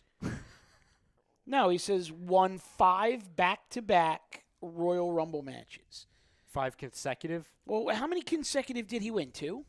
No, he never won consecutive. He never won consecutively. He's only won one. I think he only won one. Just the one in Philly when he got booed out of the building? Yeah. Yeah, 2015. because the one that he was in when he put the title on the line, he lost to Triple H at That's the very right. end. Okay, so he lost that one, and then he was the one that was eliminated by Nakamura For the recent And Rumble. for And then he was the third eliminated when it was for the title, and Triple H won, and he eliminated Dean. Right. And then the year after, he was eliminated by Randy Orton. Right. So he was like in the final three and for one- 4 years, but that- he's only won one of them. That Rumble thing, man, that still baffles me today with Randy Orton. But anyway, continue. A couple other tweets. You mentioned the during the break the Kevin Owens one.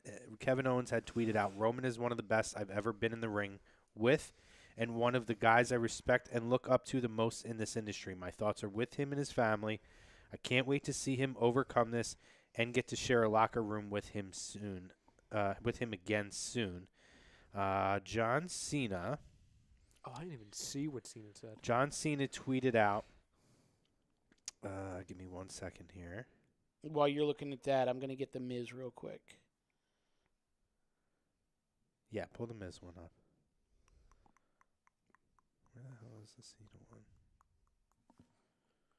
Sorry, guys, I had it and then I lost. Here it is. The Miz's tweet is great. He says, "Whether you bleed blue or bleed red, we are a family. Whether you work in the United States or you work in Japan, we are all family.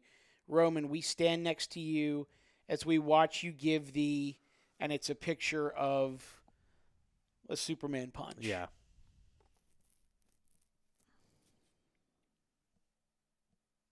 I think it's like a video or a GIF or something, right? Yeah.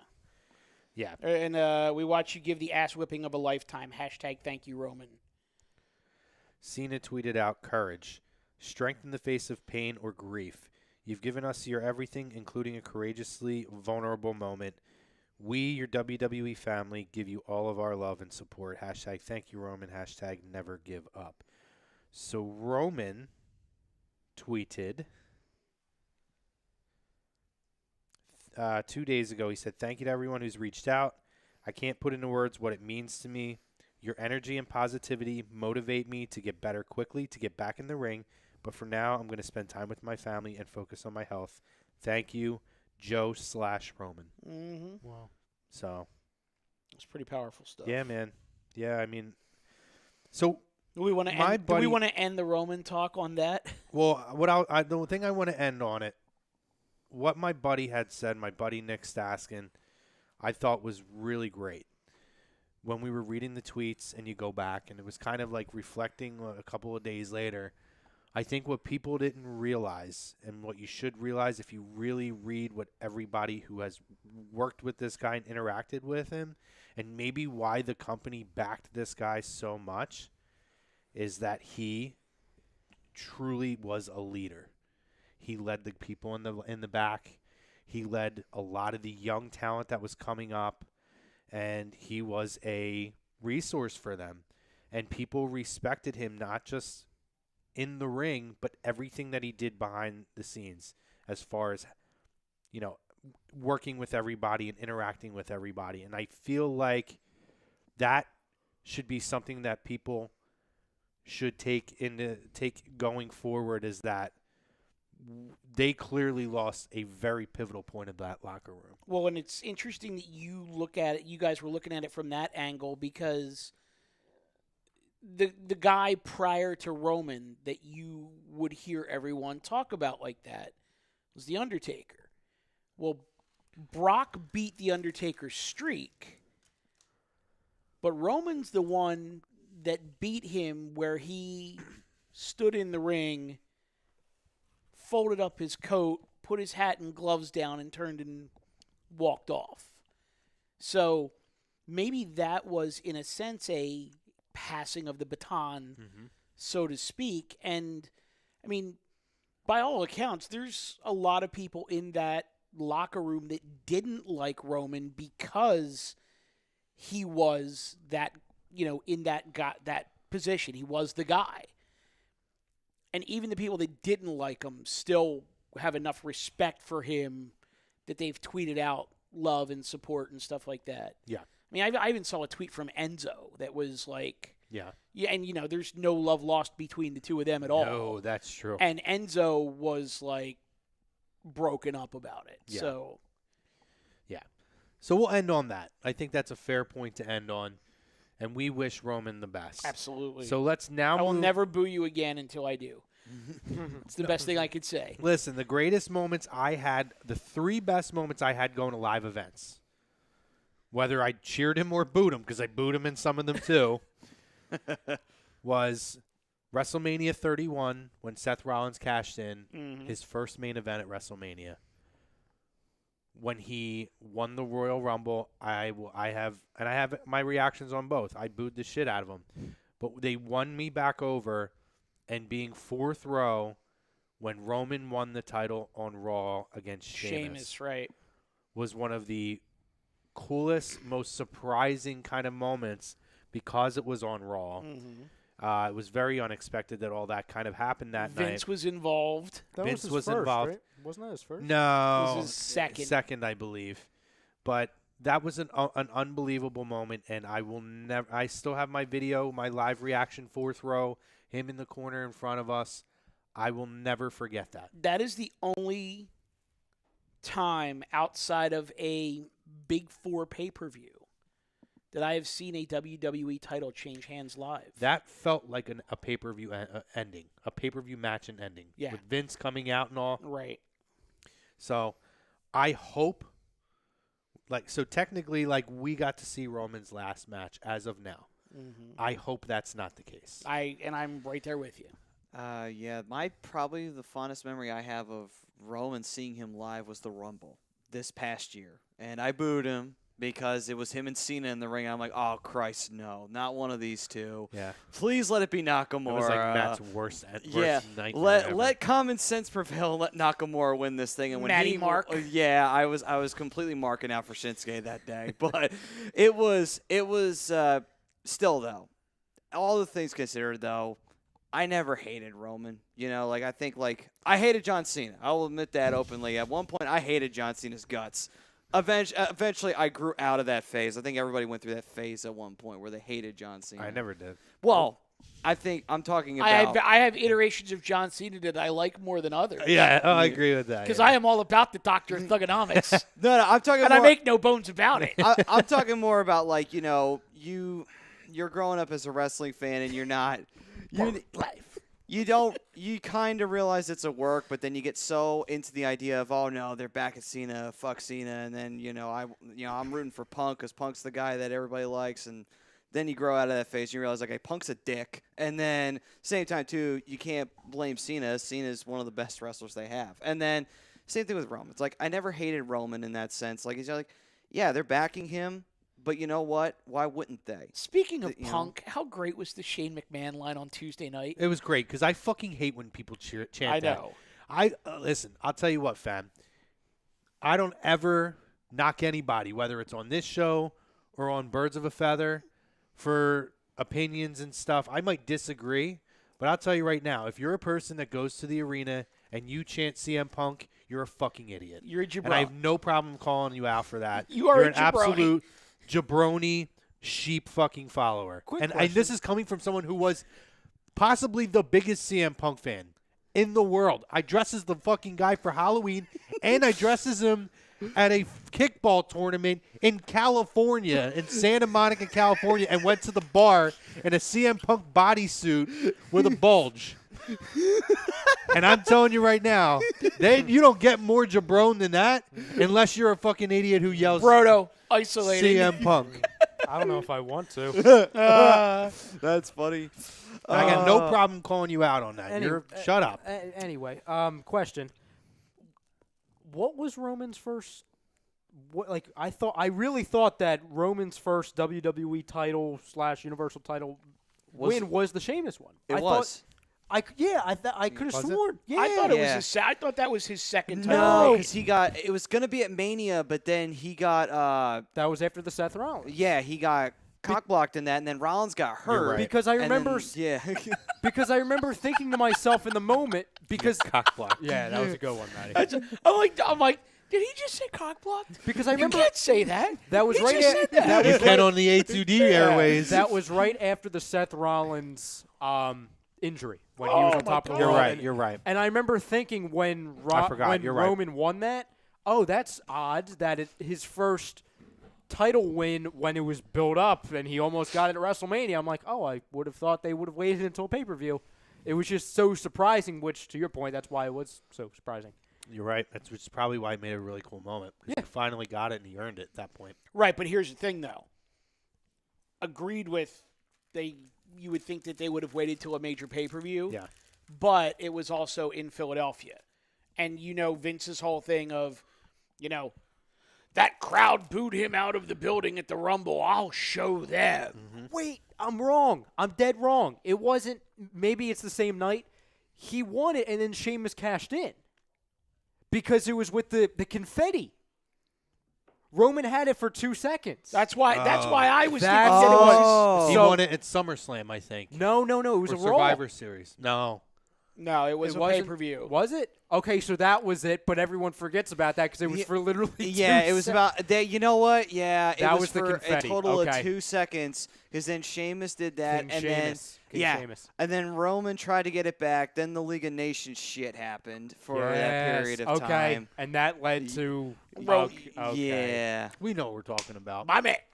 You have me second guessing myself. not To be second fair, guessing though, that really does count though as Roman's first run Yes. because It was let's his be first honest. run. Yeah, I agree with that. Don't semantics me. But Don't that- yeah. semantics me.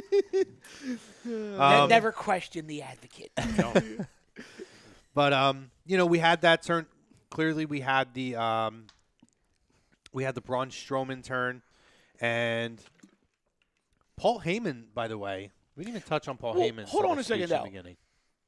Do we really get a Braun turn? Absolutely. Or is Brock going to be the babyface? No, I think there's no way. There's I no wouldn't think, chance but in hell that Brock's going to be a babyface against Braun Strowman, or really at all for that matter. It depends on because it's Saudi Arabia, so maybe the crowd doesn't like. Maybe they But will. it's going forward. It's It's in Saudi Arabia where right now they're questioning what the fuck they're even doing there, but they're doing it because $20 million on the line. I but don't want Braun Strowman babyface because I want McIntyre babyface when he beats him. No, see, I think McIntyre's so good as a heel. yeah, I would agree with that part. He's good. Yeah, He's no, good. no. I think he would be so.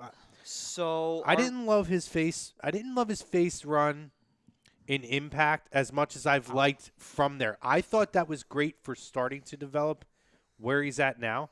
But when he made the heel turn on, was it Moose? Yeah. I think it was Moose defeated him for that Impact, whatever fucking Super Champion or whatever the fuck Yeah. that thing was called. Grand champion. Grand Champion, right? The Grand Champion. Impact Grand champion. Sounds like a title fit for Saudi Arabia. But once he defeated him for that, and he did that heel turn, you started to see the creative juices really going with Drew. And I actually felt like his face run in NXT was kind of underwhelming. When he finally came up as a heel, I think he's been absolute fire. The reason why I kind of put that into the shadows, I kind of dumbed that down, it's because Drew's never been somebody. I never thought his NXT run was going to be memorable because he's somebody that's a main roster kind of guy. He's not an NXT. There's certain guys that just aren't built for NXT. Not only that too, but I think he's really perfect as a heel. When you think, because he's kind of got the mannerisms of a heel, the way he just skulks at people, and he does that smirk. It's like, this guy's a heel. Like, he has to be a But heel. he worked with a really great heel in Almas, which I think would have given him the opportunity to shine as a baby face. I just didn't feel like it worked. But when he came up, and it was much more of an even enhancement of the dark side you saw in Impact. I personally thought that this is the best he's been his entire career. Oh, yeah. I mean, listen, any way they go with it, it's not going to be bad. And I think it's really hard. People can boo McIntyre right now and really buy into the heel. Even Braun, I mean, he'll get boos every now and then, but he's so over. Yeah. They're going to need that guy to try to fill Roman's role. I think Braun might be the guy they try to fill that role with. You know, Seth. It's funny because I don't know, and I'm not normally a huge fan of heel versus heel feuds, but I would actually love to see a 2019 Drew Galloway versus 2019 Jinder Mahal feud, and they actually play into the history of three-man band. Both of them basically get fired. They're both told, go find yourself, go make something of yourself, whatever. They both get brought back. Well, if you want to watch something that's really good, and it's interesting you bring that up, Table for Three with the three-man band was just put on the network recently. Watch it over the weekend. Very good. Very, very good with the three of them. I like Jinder as a guy, just as a man, and he's apparently in real life outside, he's a great guy. Right. Really good to people, really good with fans. They love him backstage. I mean, apparently he's one of the hardest workers. Guy's jacked. He is. I mean, we don't know if that's natural or not, but what I'll say is when you hear the story about kind of when he got released and how it humbled him, man, I would love to see him come back. I just hated that they did the stereotypical stuff with him. Yeah. It was cool for a little bit, but it got real played out and kind of like the oh, America sucks. That's it. Well, I think also what didn't help was it was just kind of, okay, here's Jinder. He's the new champ, where literally you could span it to a month ago. He couldn't even beat Balor on Raw. Right. That didn't help nothing. There was no build up to this. It just kind of happened out of nowhere. Right. So I would be interested if they kind of rebuild him a little bit over the next, like you said, maybe at some point in 2019. Mm-hmm.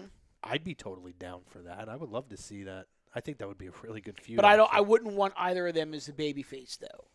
I would love it to just be heel versus heel and let the crowd decide match to match who they're gonna root for. Yeah. No, it's an interesting point. Absolutely. Oh, I thought you were going to read something. Andy just said your boy is back. Welcome back, buddy. It's your boy, It's your boy. the Ritz.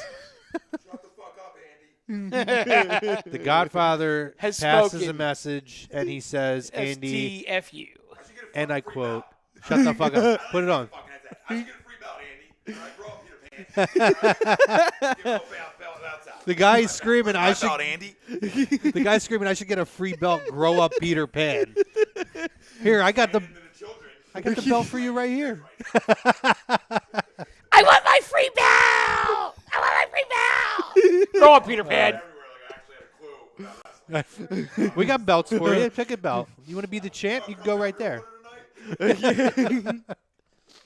So what do we need to do now? Evolution? We got like 20 minutes left. Yeah. So why don't we start covering the Evolution card?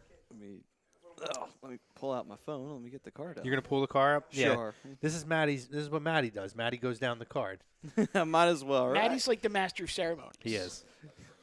Awesome. I love being the master of ceremonies. Does it really?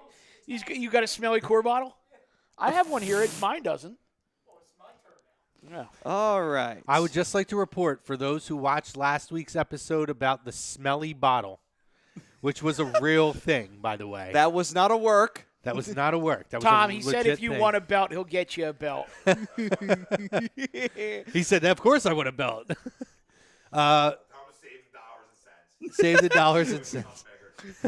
I would like to report that Ryan Brodo does have a smelly core bottle. Does it smell like the moldy smell that I had last week? Smells shitty? Okay, well. For all the conspiracy theorists, do Hey, with Ryan, that what how you will. doing? Shitty. All right, so what we got here on the Evolution card? All right, so we're starting off with the Battle Royale, which features, let me go down the list here, Alicia Fox, Alundra Blaze, Asuka, Billie Kay, Carmella, Dana Brooke, Ember Moon, Ivory, Kelly Kelly, Lana, Mandy Rose, Maria, Michelle McCool, Molly Holly, Naomi, Nia Jax, Peyton Royce, Sonya Deville, Tamina, and Tori Wilson. I think they're going to go back down into the well, and they're going to finally, because it says a future, not right now, they're going to set up the Asuka feud with Ronda. And I think that could either carry out either at the Rumble, or that could be your WrestleMania main event. Interesting. For the Raw women's side. I'm going to go Asuka. All right, then. I was actually going to go Nia Jax on that one, and I think it's for a couple of reasons. Number one, they try to reestablish her as the dominant force that she can be in the women's side, and I think it's a bit of a nod to the Samoan heritage, given what happened on Monday night. I'm going to say Nia. I think Final Four-wise, I think we probably see one of the Iconics, and I think we see... Please be Peyton Royce. Please be Peyton Royce. Please be Peyton Royce. We could really give us Peyton Royce. We could get for Well, for Roscoe I just wanna- dropped Mandy Rose. I was going to say for Roscoe's sake, let's have Mandy Rose. I think Ember Moon could possibly be one of the Final Four. Ember Moon could It's a be. good one. Or Asuka, one of them. I could see them having Sonya Deville to kind of tease the MMA versus MMA kind of an angle. Yeah, it's possible. There could be more that are a part of this too. By the way, you could have the Kairi Sane Shayna Baszler match, and let's just say Kairi Sane wins. Shayna Baszler could be entered into this match, and that could be a way that you can transition her to the main roster. A future title match. I would hate it. I but would hate you're- it too. You're absolutely right. But a future title match against Ronda. Mike will come back on the show to cut another promo. Oh, good This Lord. time it won't be on anybody. Hey, you know what's funny? Because there's a lot of talent. And now, granted, I could never do what they do. But I don't get paid to do what they do. So from a distance, I will say there's a lot of talent out there that has varying levels of skill and success and whatnot. But there's not another one that I think I hate as much as I hate her. I just don't get it. Hate her. I hate her. I actually Shayna Baszler. dislike her more now because when she came in and it was the whole, she's coming from a different world. She's got to learn something different. Fine. Maybe there was an argument for that until Ronda Rousey stepped in, who came from the same world on a much higher level and was able to transition almost seamlessly in a hell of a lot shorter period of time. Meanwhile, Shayna Baszler, who works at the Performance Center every day, Has every resource in the world to her. still that you greener could than ask goose for. shit. It's awful. And so Horrible. Maybe it'll I don't become to get the it. point where Ronda personally has to go down to the Performance Center and train her because apparently Ronda just picked it up like a duck takes water. So we have 19 minutes remaining. we're running through the cards. perfect. So let's So see we here. already gave our picks. The first match we did was Battle Royal. You owe us a pick. I took Asuka. He took Nia Nia. Jax. I You win Nia picked as well. Nia. Absolutely Asuka. Absolutely. Okay. So we got 2 Asukas and 2 But Nias. if it's not Asuka, I do agree. If it's not Asuka, I'm it's glad not. somebody And didn't it's go. funny because for me, if it's not Nia, it's Asuka. Pretty Yeah. much same with me too. Oh my gosh. Which means Neither of them. it's going to be Tori Wilson, guys. No, you know who it's probably going to be? It's going to be Medusa. No. Or Alundra Blaze. No, you're missing it. It's all about Kelly. We all know that know. that's who's going to win this thing. Who's it going to be? If it's not those. Who? Did you just read my mind? I just did Did the we just whisper become of best friends? Mandy Rose? Yeah, I think Rosca probably is doing something that we don't want to know. How about a Oh, he's dabbling again? I'm out. Huh? for a dark horse? I don't know if me and you talked about this. No. Emma. See, I had my dark horse started with M, but ended in Ember Moon. Okay. I don't think she was that much of a dark horse because we were just saying she could be in a Final Four. Yeah. I think she would have to be. There's probably going to be. I feel like they've been positioning her Yeah. for not quite the big push yet, but they're trying to make her more in the forefront.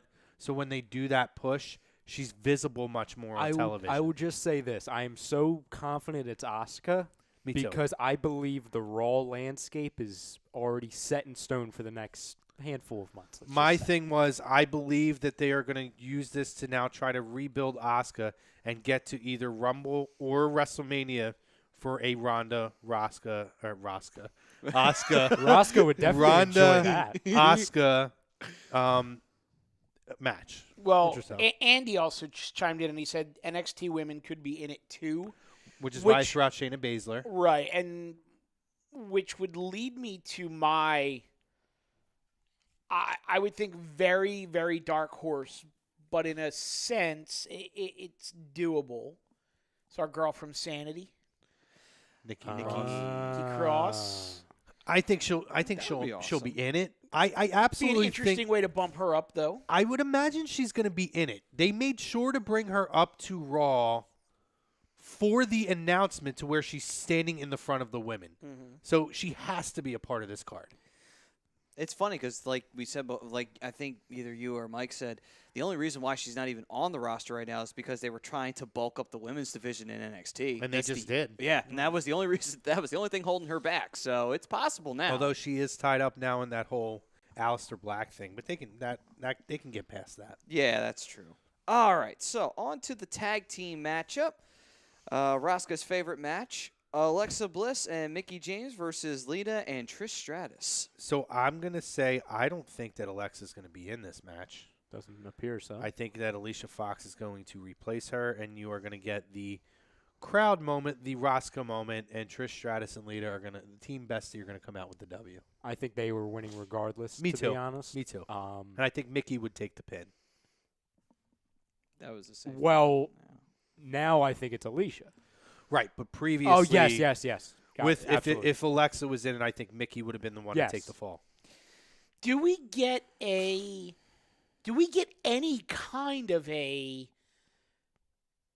tease of the Mickie Trish like pseudo lesbian angle at all? Maybe. Or do they go as far away from that as they can just because it's the women's evolution and I think they're and gonna they don't need to go with the salaciousness anymore. Well, so I read an article of an interview with the New York Post that Nikki Bella gave, and it was in response to Ronda's promo with, going to the John Cena stuff and what she had talked about. She didn't love that part of it. They kind of went back to some kind of old things, and it does seem kind of counterproductive to what they're trying to accomplish with this. Mm-hmm. So I would say no, they don't need that. It's to me, it's 100% counterproductive to what they're trying to accomplish with this pay-per-view. They will do one thing, and it's the same thing they did at the Women's Royal Rumble. The first time they're in the ring together, it's kind of that old, they'll pause, the crowd will cheer, that sort of thing. They'll circle the ring. Yeah. They'll nod, say, oh, we have history, now we'll start the match. Yeah. I believe that's what they'll do. They kind of did that with the Rumble too. Yeah, When she- That's what he was saying. Yeah, Yeah, he was exactly. saying they did the same thing they did with That's the the Rumble. only Yep. thing they'll do. All right. Is everybody picking Team Bestie? Pretty much. Okay. Yeah. All right, on to the 6-man tag team With match. maybe a Lita heel turn at the end. No. Kidding. I'm totally kidding. I love how they have this listed as a I love me some 6-man Lita, by the tag way. team match. That's funny. Are we gonna get the Lita in a thong? That I'm curious if we're gonna get that. Oh, what with the pants that were like pulled halfway down? Nah, No. we'll get the more conservatively dressed Royal Rumble Lita. I hate that. That was one of the better parts of Lita for a long time. So let's just be honest. No, there was a lot to like. Yeah, about there Lita. was. Still is. Miss Congeniality. Still is a lot to like about Lita. All right, so on to the 6-man tag team match, or 6-woman tag team match, whichever way you like to say it. Bailey and Natty and Sasha versus the Riot Squad. I'm gonna go Riot Squad. I think that the Riot Squad need this win more. I think they'll cheat to do it. Yeah. But yeah, they'll probably get the win. I believe that this is what I was alluding to earlier on. I believe the Raw landscape for the women is kind of played out, or is laid out for the next handful of months. I think the Sasha Banks return was interesting in how they're going to build her as the next opponent for Ronda. Sasha's she's gonna win it for her team. I think. Okay. Now I do agree the Riot Squad need it more, but I think them building Sasha as somebody who just came back, especially after that awful feud with Bailey, now she's going to be going back into the title picture. And I'm actually with Ryan on this one. I do think it is Natty, Bailey, and Sasha, and I also have Sasha with the pinfall sort of as a means of re-elevating her. Okay. Those three, It's fair. in a way, I could sub out Bailey for Ruby Riott. Those three, I believe, are the next opponents for Ronda leading up to WrestleMania. Okay. All right, then.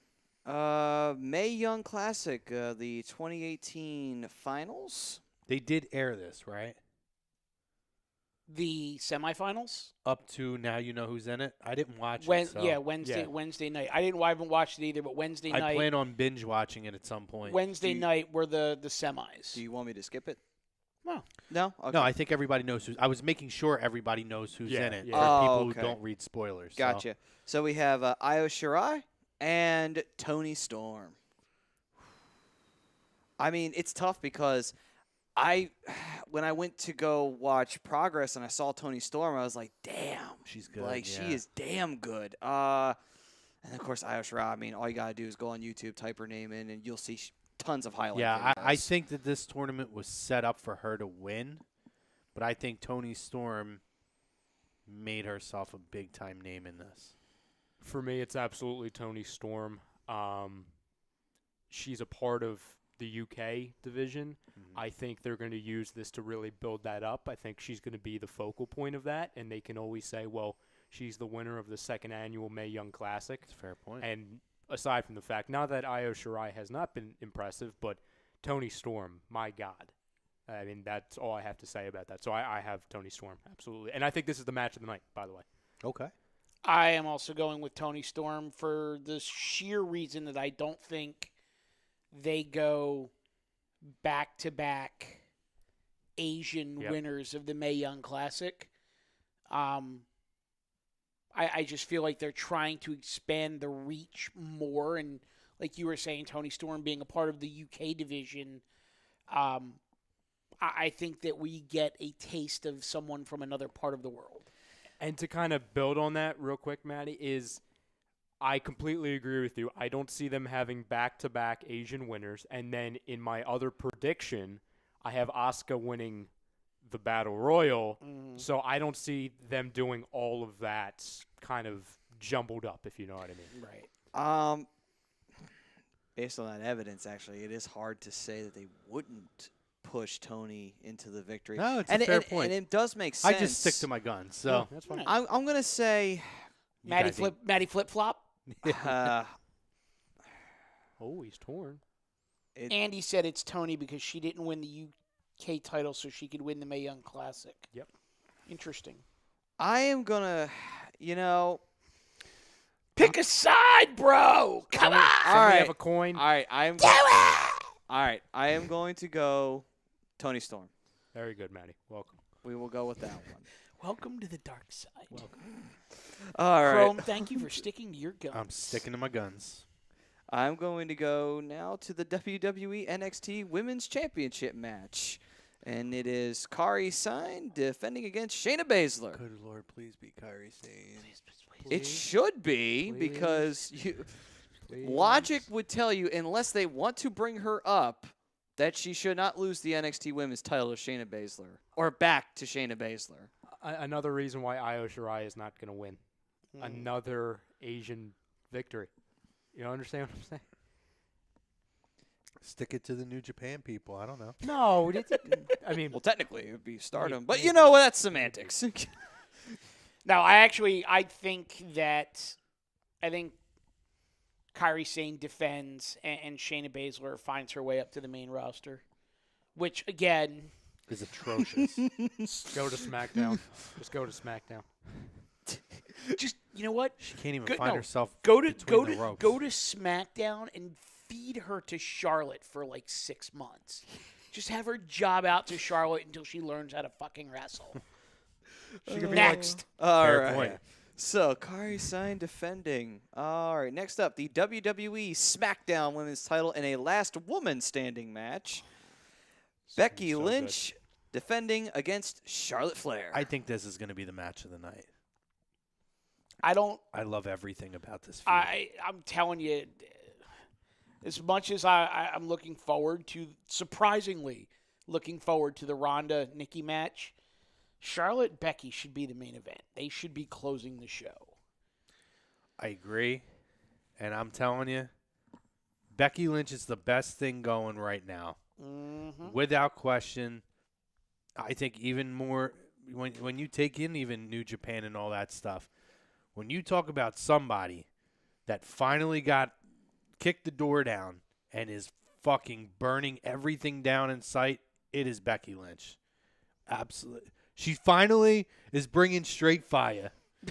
About fucking time. What about the video this past week where she shows up at the performance I center loved it. and It was attacks- great. It was great. and attacks Charlotte? Yeah, it was great. They haven't done something like quote unquote behind the scenes like that in so long. I know. It was awesome for them to like break that back Well, out. I feel like the last time they did that was when, wasn't it Ambrose showed up on Raw and they like rolled the footage when they came on and they're like, this is what happened an hour ago when Dean showed up at the arena and he got attacked. That's the last time they did something resembling this. and the only time, but that was in the building. right. and the major time they would use it in NXT was for Gargano and Ciampa. Yeah, they did it with them too, yeah.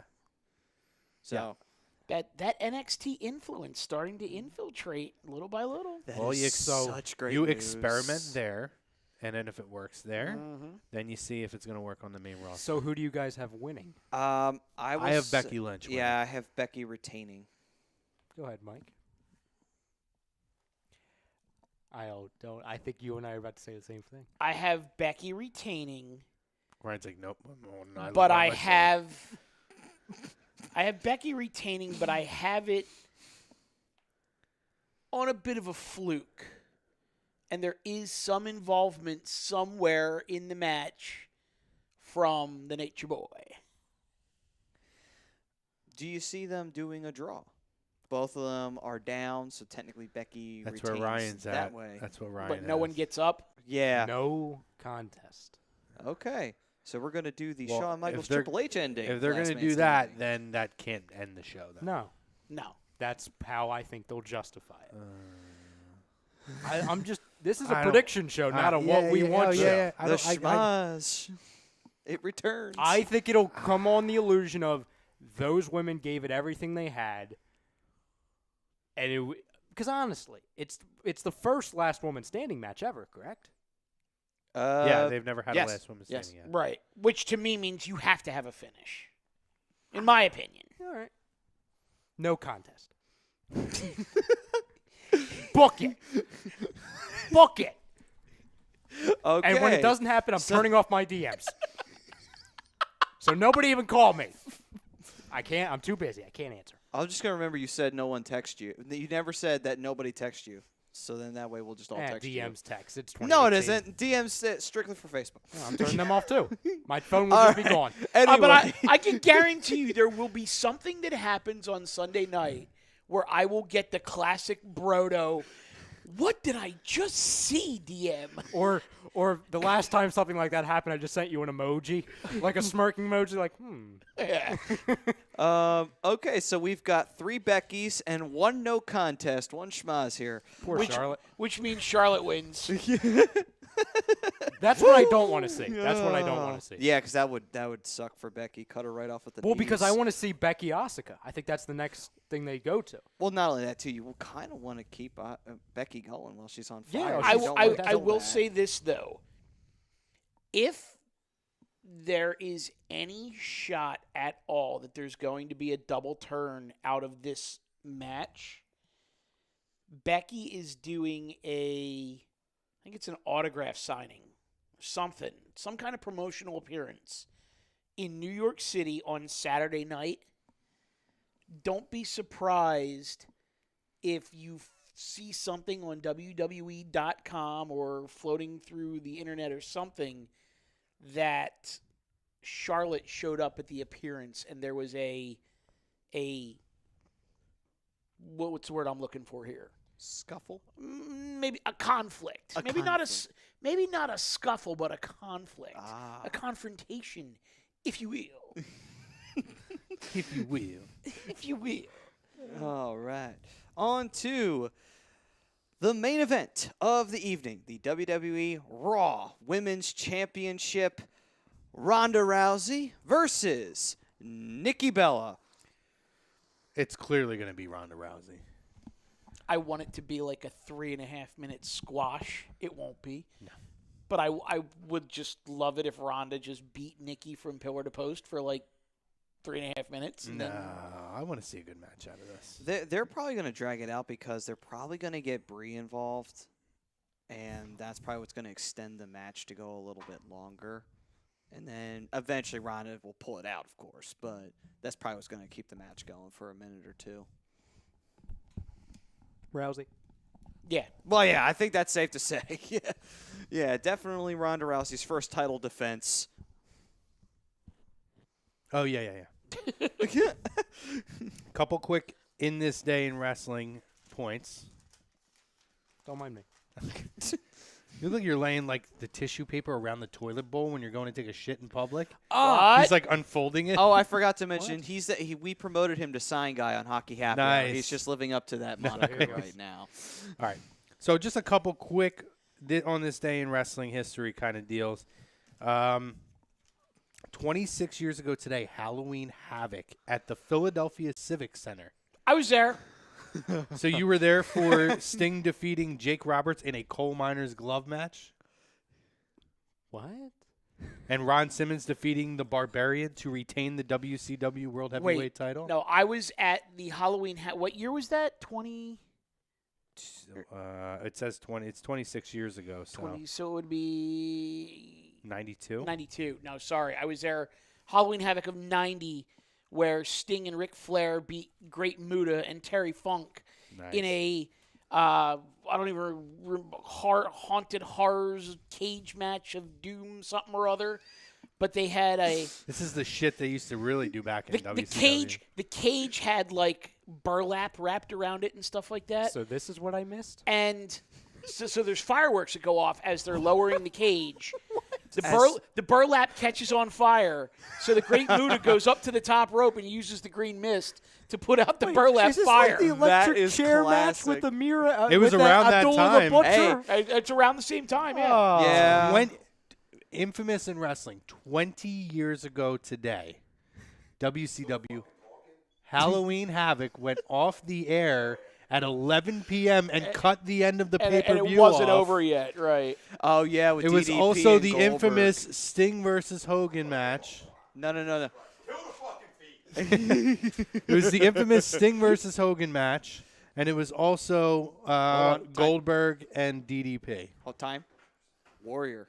It was Warrior. That's what I Hogan. meant. I meant to say Okay. Warrior. I'm sorry. Warrior Sting versus Hogan match. Sting was with the Wolfpack, and he Yeah. faced Bret Hart that night.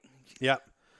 And then last but not least, I don't know how many years ago, but this is also the anniversary of Hunter and Stephanie getting married. The actual, well, not actual, but not the one that he took her to the thing, to the drive-thru. Oh, okay. It was the other one that got interrupted on Raw.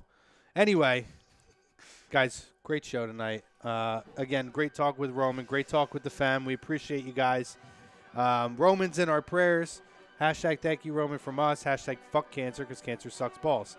Maddie, give us a read. All right, then. Lazy Booking was brought to you by Gibson Mayer LLC, your certified public accountants located at 301 Oxford Valley Road in Yardley, PA. You give them a call, 215-369-3300. Tax season's about to come up, so be ready, be prepared, and call Gibson Mayer. Ric Flair and Sting with Ole Anderson defeated the Great Muta and Terry Funk with Gary Hart. Thunderdome match with Bruno Sammartino as a special guest referee. Oh, my God. Halloween Havoc 1989, the very first one. I was 4. Guys, great stuff tonight. Next week, we'll recap Evolution, and we'll talk whatever else happens, guys. Until then, have a great week. Stay tuned, top of the hour, Hockey Happy Hour. Maddie will be hanging with you guys.